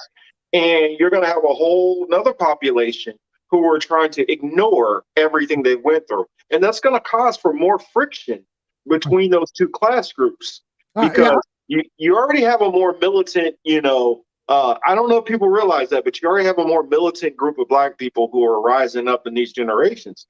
And it's kind of, I feel like the censorship is kind of hiding a lot of it and making us think that it's only the kind of Bobby Rush type Clyburns, and Nina Turner is probably as far left as it gets. But I mean, compared to somebody like me, I'm far more militant than Nina Turner is. Not trying to knock Nina Turner.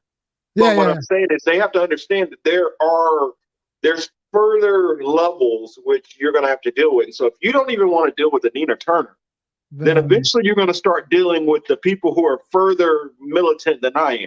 Well, here's the deal. So Black institutions are conservative. Black people are actually pretty progressive and radical, right? Especially Black men. But we don't get credit for this because Black institutions are regressive. But those institutions emerged to tame Black people. Right? Those institutions emerged. Like the CBC? Like the CBC, like the Black church. Like there's a reason why like white people like the NAACP. There's a reason why white people let us have these institutions. These institutions are an actively regressive influence. So that's why we need to form like progressive institutions, which is why I go on podcasts like this, and I'm glad that you're doing this, is because the opposite of CRT, you have to understand that the opposite of critical race theory, if you don't teach these things in schools, Black individuals end up blaming themselves.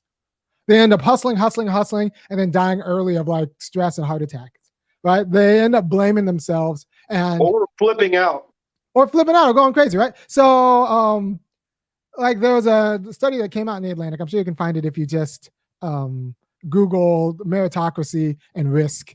And it turns out that people who are taught that America is fair, if they come from poor or stigmatized backgrounds, end up blaming themselves and then engaging in riskier behavior, right? If you're taught that America is fair, that means everything you get is what you earned. That means you look at your degraded circumstances, you start blaming yourself, and then you start like not caring and making even worse decisions, right? So, and there are a lot of Black people, Black men, Black women, just Black people who blame themselves for their degraded circumstances and think if they just hustled harder, they just worked harder. One, they don't know how lazy white people are. And they don't know like how much money moves in white circles. Just money just kind of moves. Well, you gotta remember, people, most of these people, in all honesty, and I'm talking about mostly white people, they only look at it from their small little lens and never look at the picture from totality. They don't look at how much inherited wealth that a lot of them get. For the white people who go through a crappy circumstance and kind of get the shit end of the deal, they don't realize they're the minority. And when we talk about these stories of the racial profiling we got, about getting lower paid, about how they screw us over at banks, they don't realize that we're not the exception to the rule. That is the rule for us. So majority of us are going through all of these stumbling blocks, whereas a small percentage of a lot of these white guys are going through these same blocks and they think it's all equal. Not realizing, no, it's not the same, buddy. It's not the same. And you just distorted. And it's not just even wealth, because you have to understand that. So 1 out of every 15%, 1 out of every 7 white families is worth $1 million. 1 out of every 7. And in California, in LA, no, think about that. In LA, that just means that you own your house and you have a pretty like okay stock portfolio, right? Because what's $1 million in LA? That means you own a middle house. class. Yeah, that means you own the house you're in, and like you have a little bit of retirement. That'll get you to $1 million really quickly in LA, right? So you have to understand that 1 out of every 7 white people is worth $1 million. It's not exactly necessarily that much money, depending on where you are. Because like I said, in LA, honestly, if you're only worth $1 million, there are places you can't go. Yeah. Yeah. Oh yeah. You can't live in some places. There are places you can't move. I mean, maybe you can put a down payment, but you still got to take a mortgage. You got $1 million. You definitely can't live in the Bay Area. Yeah. You can't just buy a house. Like you gotta like that'll be a down payment. Or you might have $1 million and then get like you'll have $1 million offer to pay $1 million in cash, and someone else will come in with $1.2 million and make a cash offer, and your cash won't be good enough for their cash. And lose the house to someone else who has access to more cash. Funny you mentioned that. That's one of the big things that's been happening out here, which they've been finding with especially more of the millennials. Yeah, cash. That, even if they've been having the cash in hand to buy a property, what's happening is all of these mortgage investment banks like BlackRock are literally just coming in and saying, hey, boom, just throw a whole bunch of money on it. Now compete with that. And so now you're having to put down like 80% of the fucking cash up front, which is like ridiculous. I mean, if our parents had to do that, none of them would have a house. None of us would have houses. So that's what's happening, and that's the situation. Just money isn't what's in your account. Money is in the account of the people at your wedding. And Black people, we can't even afford to get married. We can't afford to date. So that means like we just don't have access to money. And people think, well, like, yeah, it's just about my individual account. But no, money is community resources. Who can you hit up for money? Because that's how you're going to start your business. Right? It's not going to be going to a bank. It's going to be who can you hit up for money? And we can't hit. And when I say money, I don't mean 1,000. I mean, who can you hit up for 25? For money. For money. 20, because it takes, people say like, well, all you need is enough money to fund an LLC license and some business card and you're in a business. No, you don't. If you're serious about a business, you need 30 grand. 25. 25 to 30 grand. If you're serious about like a marketing plan, and if you're out here, 50 or more. you need to actually get serious to like, I'm going to get serious to start a business. You need to have access to 50K if you're seriously about getting in the game. Anything else is a hustle, is a side hustle, not a serious business. Because if you don't have 50 grand, like we live in a capitalist nation, things cost money. You're going to be competing with Amazon and competing with Walmart, and whatever you're selling, they could probably sell cheaper. So like, and you need like material, and like, so you need access. If you're serious about starting a business, you need 50K.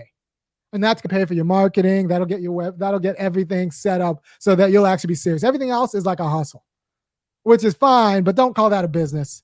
It's a hustle. If you even like a carpentry business, all of that, you need 50K to get insurance and licensing, and to get like to buy time to like make the RFP, the bid, and to go to this trade festival that's happening in Las Vegas.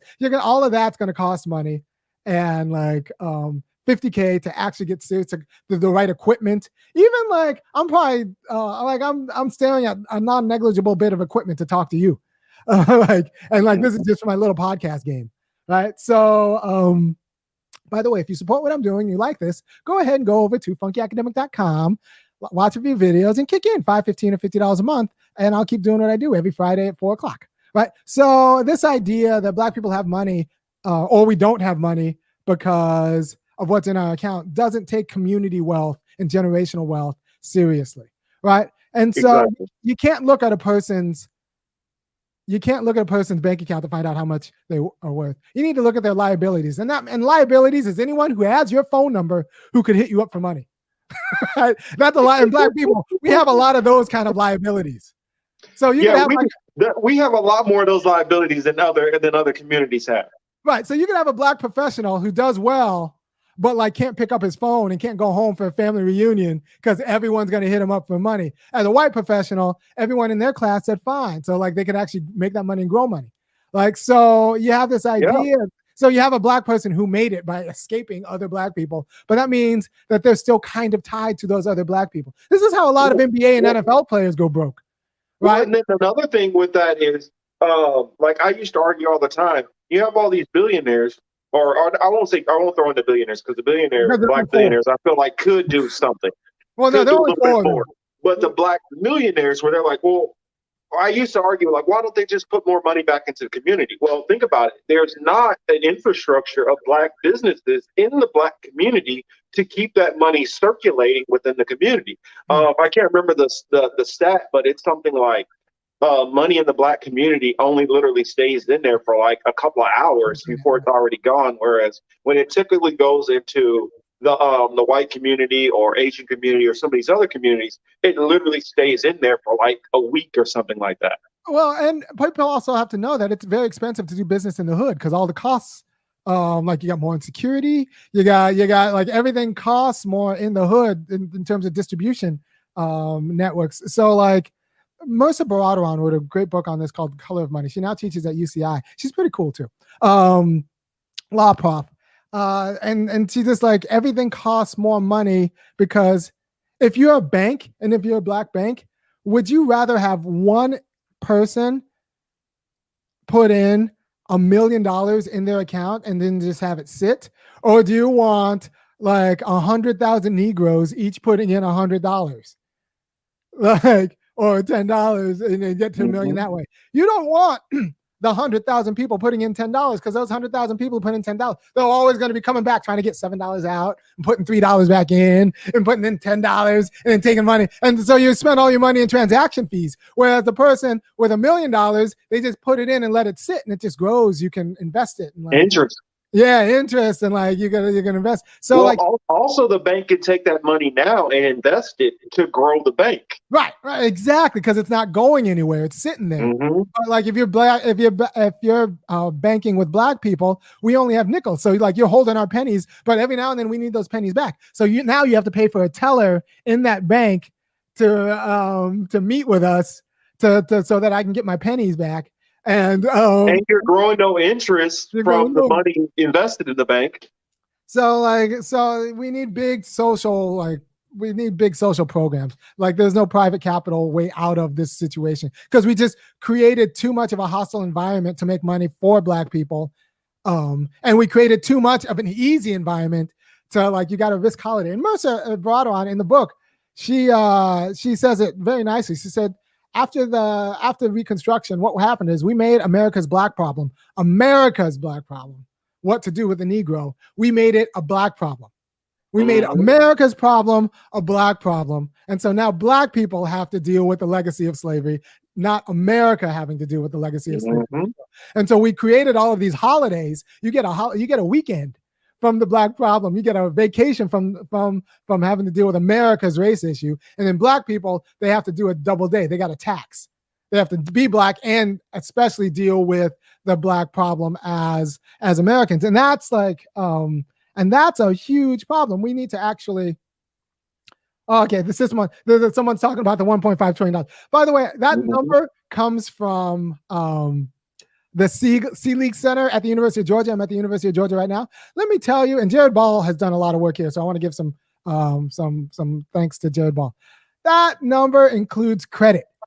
That number includes potential student loans, potential car loans, potential credit card loans. That's not a real number. That's not like we have $1.5 trillion in cash that we're just sitting on and going to the club with. No, that's like potential credit that we could get and then pay back at exorbitant rates. So that's not real money.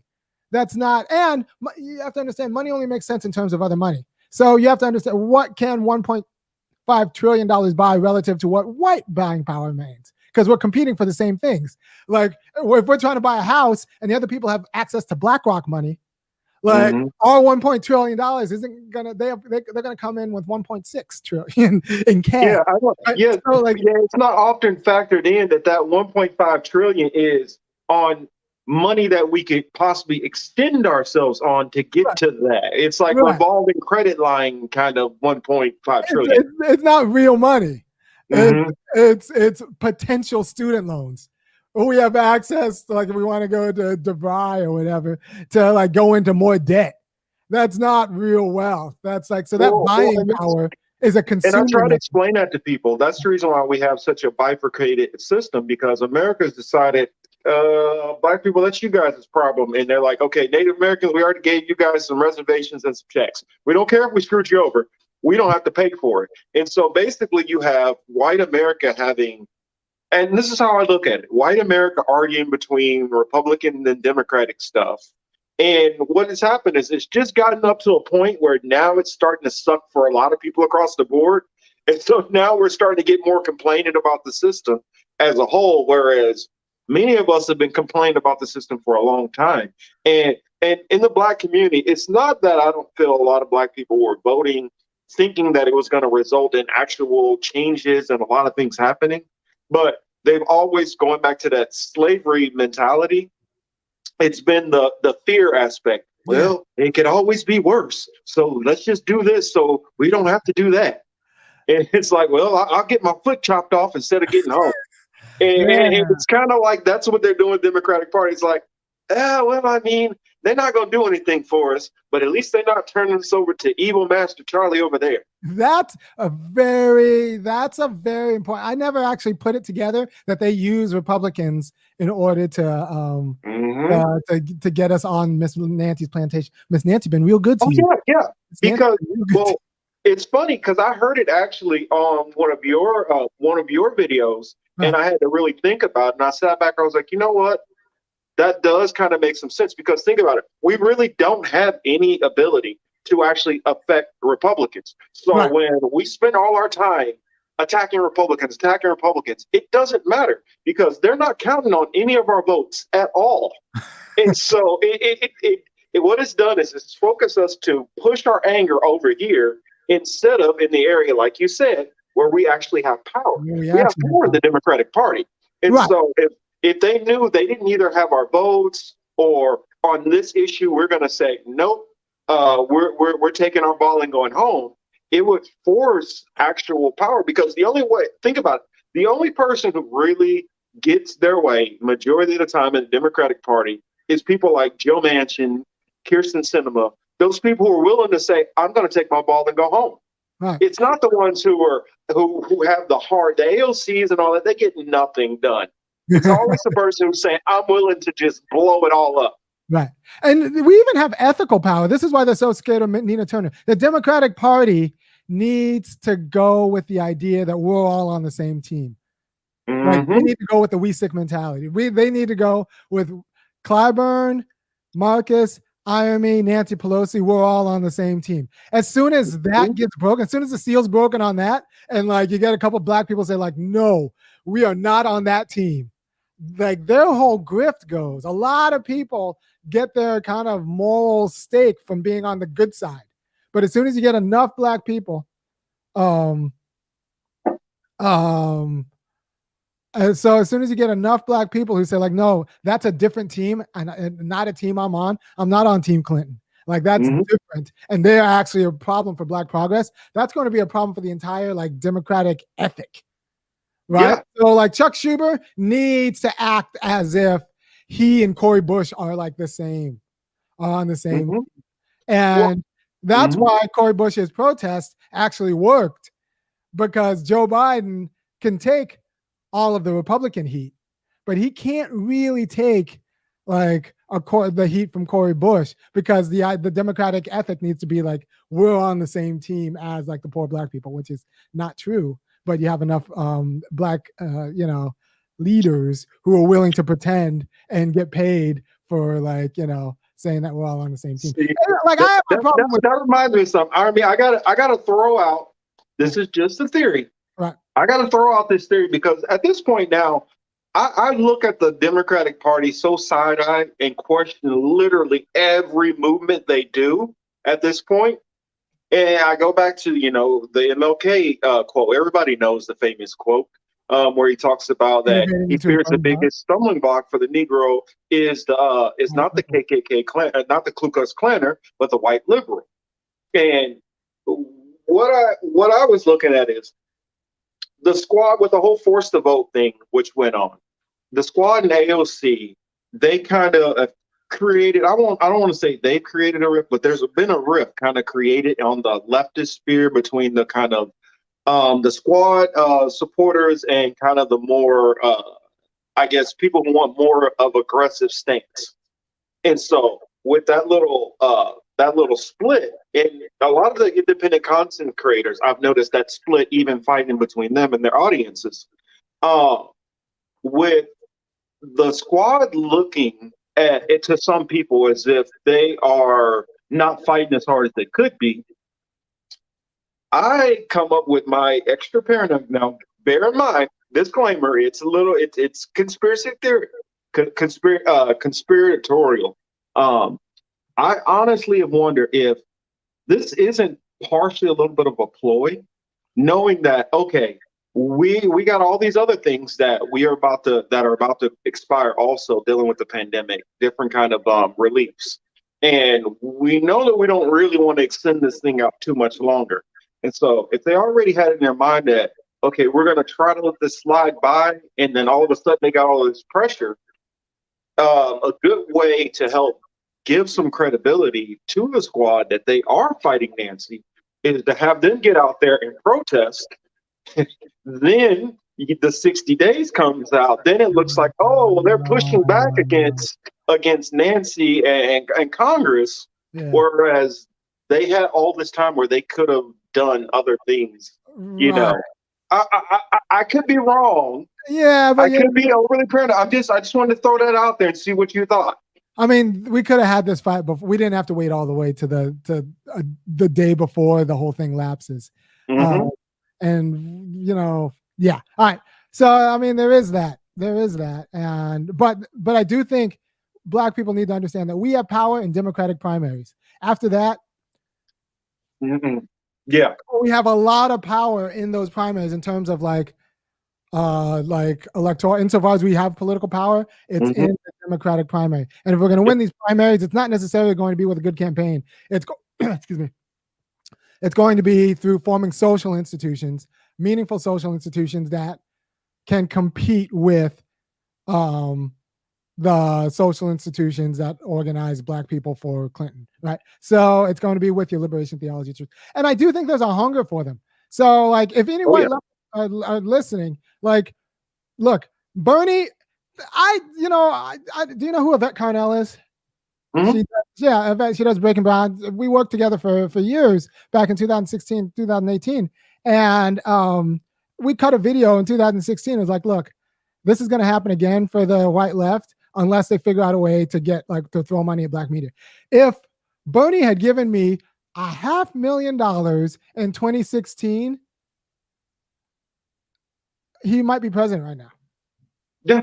Like, let's be honest. Like me with $500,000 in 2016, like all you needed to do was disrupt the machine. All you needed to do was you could have done block grants to Negroes. Give me 100,000. Give you 100,000. Yeah, like we could have disrupted the machine. Because it's not going to be an electoral campaign. It's going to be through Black media because white people are not socially positioned to talk about Black politics the way we are, right? So you need to. And that's what, I'm sorry to interrupt you, but that's what frustrates me. Right, white left, if you want your better America, it's not going to be the white working class that kills you. It's going to be Black people in Democratic primaries. Mm-hmm. And the only way to get to them is to fund Black left media. Now, mind you, the Black left is going to make you a little bit uncomfortable. Yeah, I guarantee you, I'm going to make you feel uncomfortable. Right. So don't expect the Black left to sound like the white left. Like that's a problem, right? So on immigration, we're gonna sound a little bit different. It's gonna make you feel a little bit uncomfortable. Some like gender issues, we're gonna sound a little bit different. Trust me. Like we are cool with women, but we're not gonna I'm pretty shy. I'm not shy about saying womanhood, especially white womanhood, is a hugely regressive labor and racial anchor on the nation because of the entitlement to a distribution of risk, not labor, a distribution of risk. We don't draft women in the military. So there's a distribution of risk that's been gendered that white women are attached to. And, you want the same guy you want to pay for dinner and kill the spiders. That same guy is going to end up, his job is also going to be to police and kill the Negro. Right. Exactly. So this distribution of risk, this gender distribution of risk is colonial and gendered. So we're going to have to explore that. And we're going to have to explore that. And, white women talk about, but especially white women talk about being an oppressed class because of their gender. And I'll be honest, oppressed classes don't live longer than their oppressor class, right? Black people don't live longer than white people. Poor people don't live longer than wealthy people, but white women live forever. So here's the thing. Here's the thing. And a lot of people don't get it because what people do is they internalize, if I have something going against me, then I'm not privileged. And so if you have anything that goes against you, you think that you're not privileged. Right. Everybody has something going against them, even if they are privileged. None of them have a completely just like for instance, in America, the most protected class is the white woman. If you think about it, most of the lynchings that have happened in this country is because just the fact of some white man thought a Black man had the even, audacity to even try to wink at a white woman, gets murdered. I mean, look at what happened. We had that lady in Central Park where she calls the police or whatever out because she knows a white man is going to come out here guns blazing to protect a white woman. Right. I mean, now granted, did that mean in the 70s that women might not have gotten paid the same? Okay, yes, okay. There were some disparities. They didn't have to work. But if you think about it, back to the plantations, it wasn't always the man who was out there like, you know what, that Negro ran away, I'm about to hang him. Sometimes that was Miss Laura up there talking about, you bring him in here and you whip him, you do this. You do this and you do that. You get him good. And he made me feel some sort of way. So you go get him. You sick him. I know you remember the old Eddie Murphy joke, right? What? He's about how women to get your ass in a fight. He said it's the same thing. He said, dude standing in line and like he hear like four dudes walk up behind him, and they all smoking weed, talking loud like, "Yo, kid, you know what we ain't did in a long time? We ain't fucked nobody up in a long time." And he's sitting there like, "Oh." And they're like, "Yo, kid, look at that ass on her. Her ass like your baby mama, right?" And you sit up there trying to ignore it until your girl ignore it. And she's like, "You don't hear these motherfuckers talking about my ass. Yeah, okay. I do Women remember will this joke. get you into Yes. a fight." And so Yes. you're not going to defend my honor against these four big ass Negroes. And so they walk you out there and get you into that problem. And women, I watch it all the time when I used to go out partying Friday night. You're not going to take care of him? That motherfucker said this to me. People try to women get you into trouble. Yeah, no, not all women, not all, but I'm just saying. Like I've been sick. Like people try to get sick me on other people, and I'm like, you just need to chill and get on our business. But you're trying to. I'm not defending your honor. You need to handle your own business or just deal with it. This is life. So that distribution of risk. Yeah, I'm sure you've been sicked on. Aren't you in the military? Aren't you supposed to go fight for me? Like, no. I'm discharged. I'm not a Rottweiler. Like you can't just sick me on like so, and you know I get along because a lot of these Shonda Rhimes women, a lot of these Shonda Rhimes shows get a lot of black women confused. They want the Meghan Markle. They expect the Meghan Markle. Kamala Harris. A lot of these Shonda Rhimes women. A lot of these Shonda Rhimes shows. Is that me or you? Confused. They want the Meghan Markle. They expect the Meghan Markle. Right, so I'm getting a little bit of feedback on my side or your side. How that happened? I don't know, but I'll just keep talking the story and I'll just ignore what I hear. Yeah, there you go. Now we're good. Good. All right. So, I say Shonda Rhimes got more people confused in the Klan, right? So I was talking, just one of my buddies, she was just trying to hit me up for advice, and she just got out of college. She's like, I just want a nice regular black guy. I can't find a nice regular black guy, like a nice anesthesiologist. And I'm like, oh, you just said a few things that don't quite make sense. You said a regular black guy and anesthesiologist in the same sentence. Like, nothing is regular about that. No, if you find a black anesthesiologist, that guy's a unicorn. That's that's not, he's regular. And you can't be surprised when he's one, African, or two, a complete jerk, because he's a black anesthesiologist. Or West Indian. Or West Indian, yeah. That's normally what it is, African or West Indian. Yeah. Well, you get because there's nothing regular about them. You heard, you must not have listened to this podcast where I said 2 generations ago we were sharecroppers.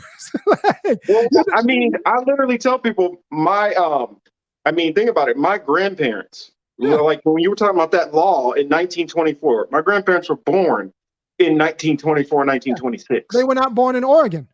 Well, here, even worse, Oklahoma. Yeah. Oh, wow. They were born in Tulsa? Well, right out, it was a town called Sapulpa. Just a little black town outside of. Oh yeah, because they grew up in the aftermath. Their parents were there during Tulsa. Okay, yeah. And so they were the ones running for their lives. Yeah, from the plains. And then I had to, and then that goes into some of the stories which I hear about, like my great grandparents, which were like Native American pregnant, running from the damn slave master while she's like 8 months pregnant and stuff like that with 2 kids. Right. And it's like, for a lot of white people, they look at slavery and all these things like it's so far away. And I'm like, for us, I mean, it really wasn't that far ago. I mean, my grandfather only had like a second grade education. My grandmother had a 9th grade education.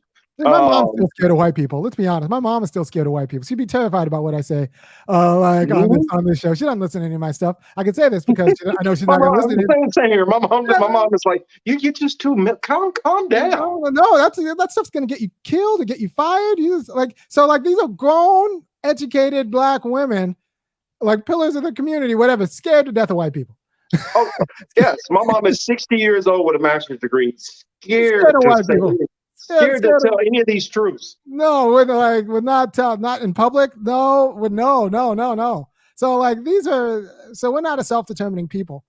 Well, this is one thing which I tried to tell. Like I tried to explain this to some other people. I'm like, what we're talking about right now is a basic average conversation which you might have in the black community. Especially, you can have this conversation at a barbershop on a regular. Right. And what people don't realize is, though you might have your black friend, which you think he thinks a certain way, Yeah. he agrees with us. Yeah. I'm just telling you. Now, he Yeah. might know I got to be careful and clean this up and say this some other ways and pick my battles depending on where I am. Yeah. But trust me, it's not very much that me or Irami are saying that they disagree with. No, they don't disagree. They're just surprised that we have the guts to say it. Nobody actually says white women might be a more problem for racial justice. Yeah, it's more like everybody knows white women are a problem for racial justice. Everybody knows that, like, and it's not just because they're white, but because they use womanhood and like white women are a problem for racial justice in the way that white men aren't. White men are a problem for racial justice, but white women are a different problem for racial justice. So it's not just about their whiteness; it's about their gender identity that makes them a problem for racial justice, right? Like that's because they have a certain sort of power over the black body. They can just sick people. It's easy. It's very easy for a white woman to sick. And it's funny something that you said on black bringing up white women. Because what was it? Jane Elliott? Not Jane. Was it Jane Elliott? Yeah.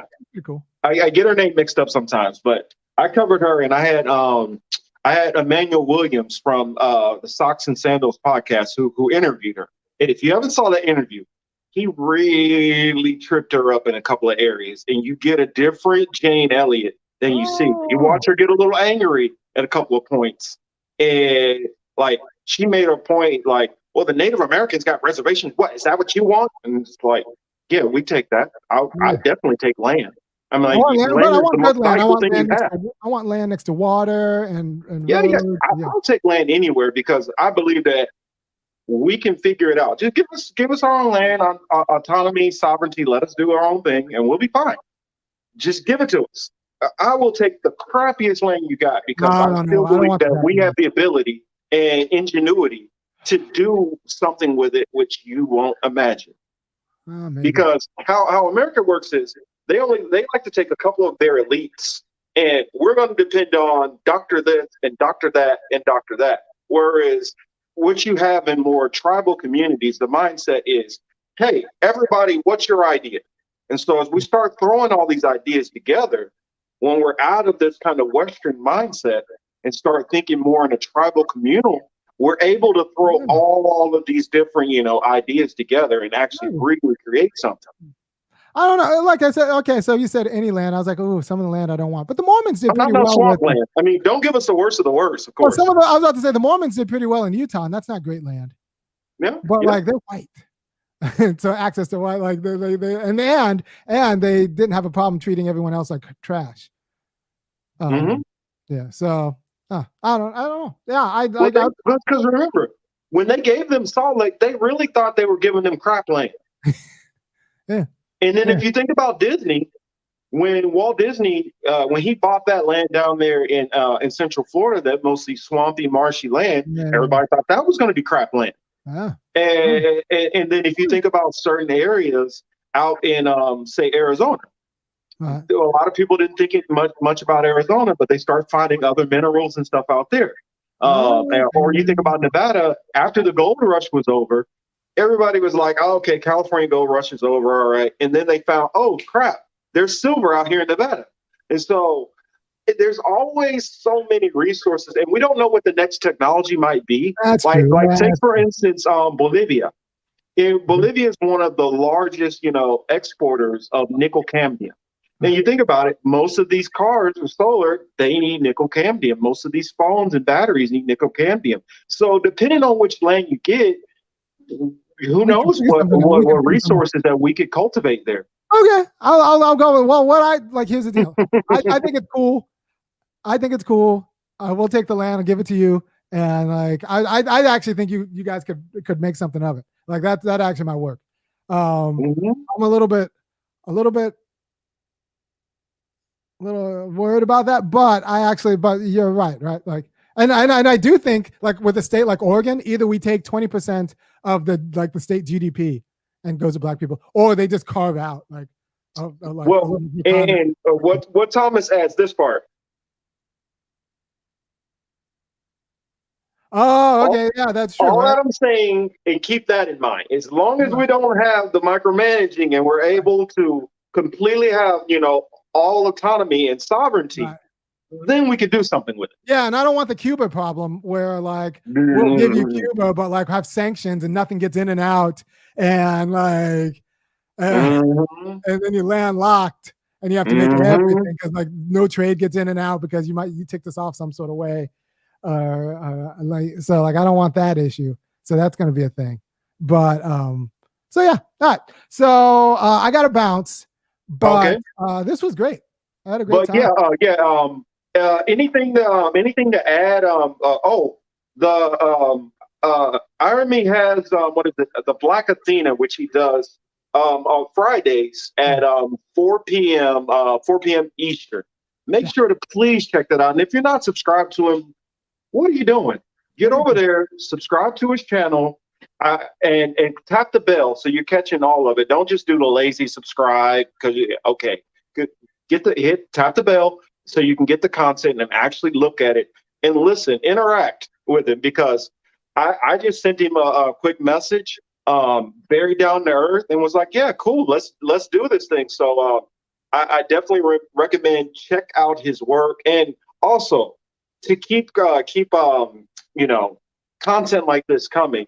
You know, help the brother out, throw some money his way, and eventually I'll start throwing my cash app out there. Yeah, So you guys can help me also. I know that was something I kind of didn't do, but they've been coming at me pretty hard with the censorship stuff and yanking down videos. So I'm about to start having to do what I can do to kind of save my. But so would you like to put that put your what was it? Was it Cash App? I'm not sure. Put oh that out no, there again so just they go can. ahead and it's funkyacademic.com.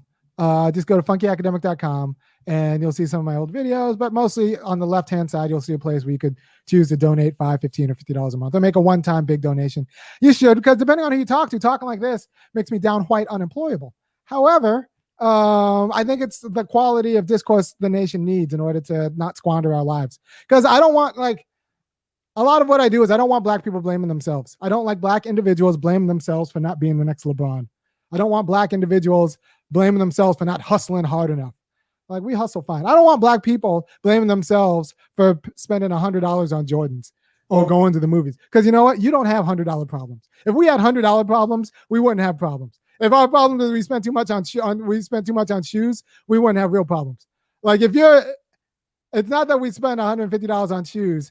It's that you're talking about $150. You can't make moves on $150. Now, if we were spending $15,000, or like how much you said $50,000 to start a serious business in Los Angeles. We were spending $50,000 on hair.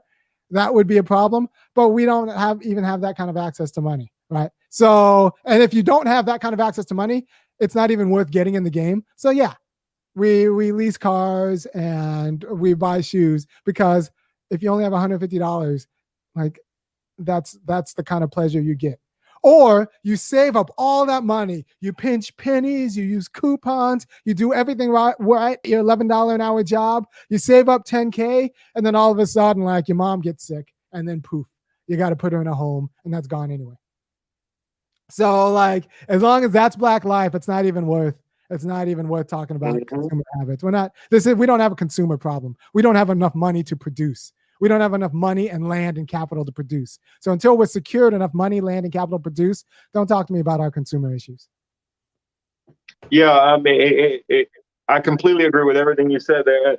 We're gonna have to make sure to. I'm gonna try my best to try to plead and drag Army back on here again for a second round. Fun, wide ranging chat. We got to pretty much everything. Next time when I bring him on, though, since he does has his Friday segment titled "The Black Athena," I do want to get to him about John Henrik Clark and Martin Bernal, Okay. talk a little bit about the actual Black Athena, the book, and some of those things like that.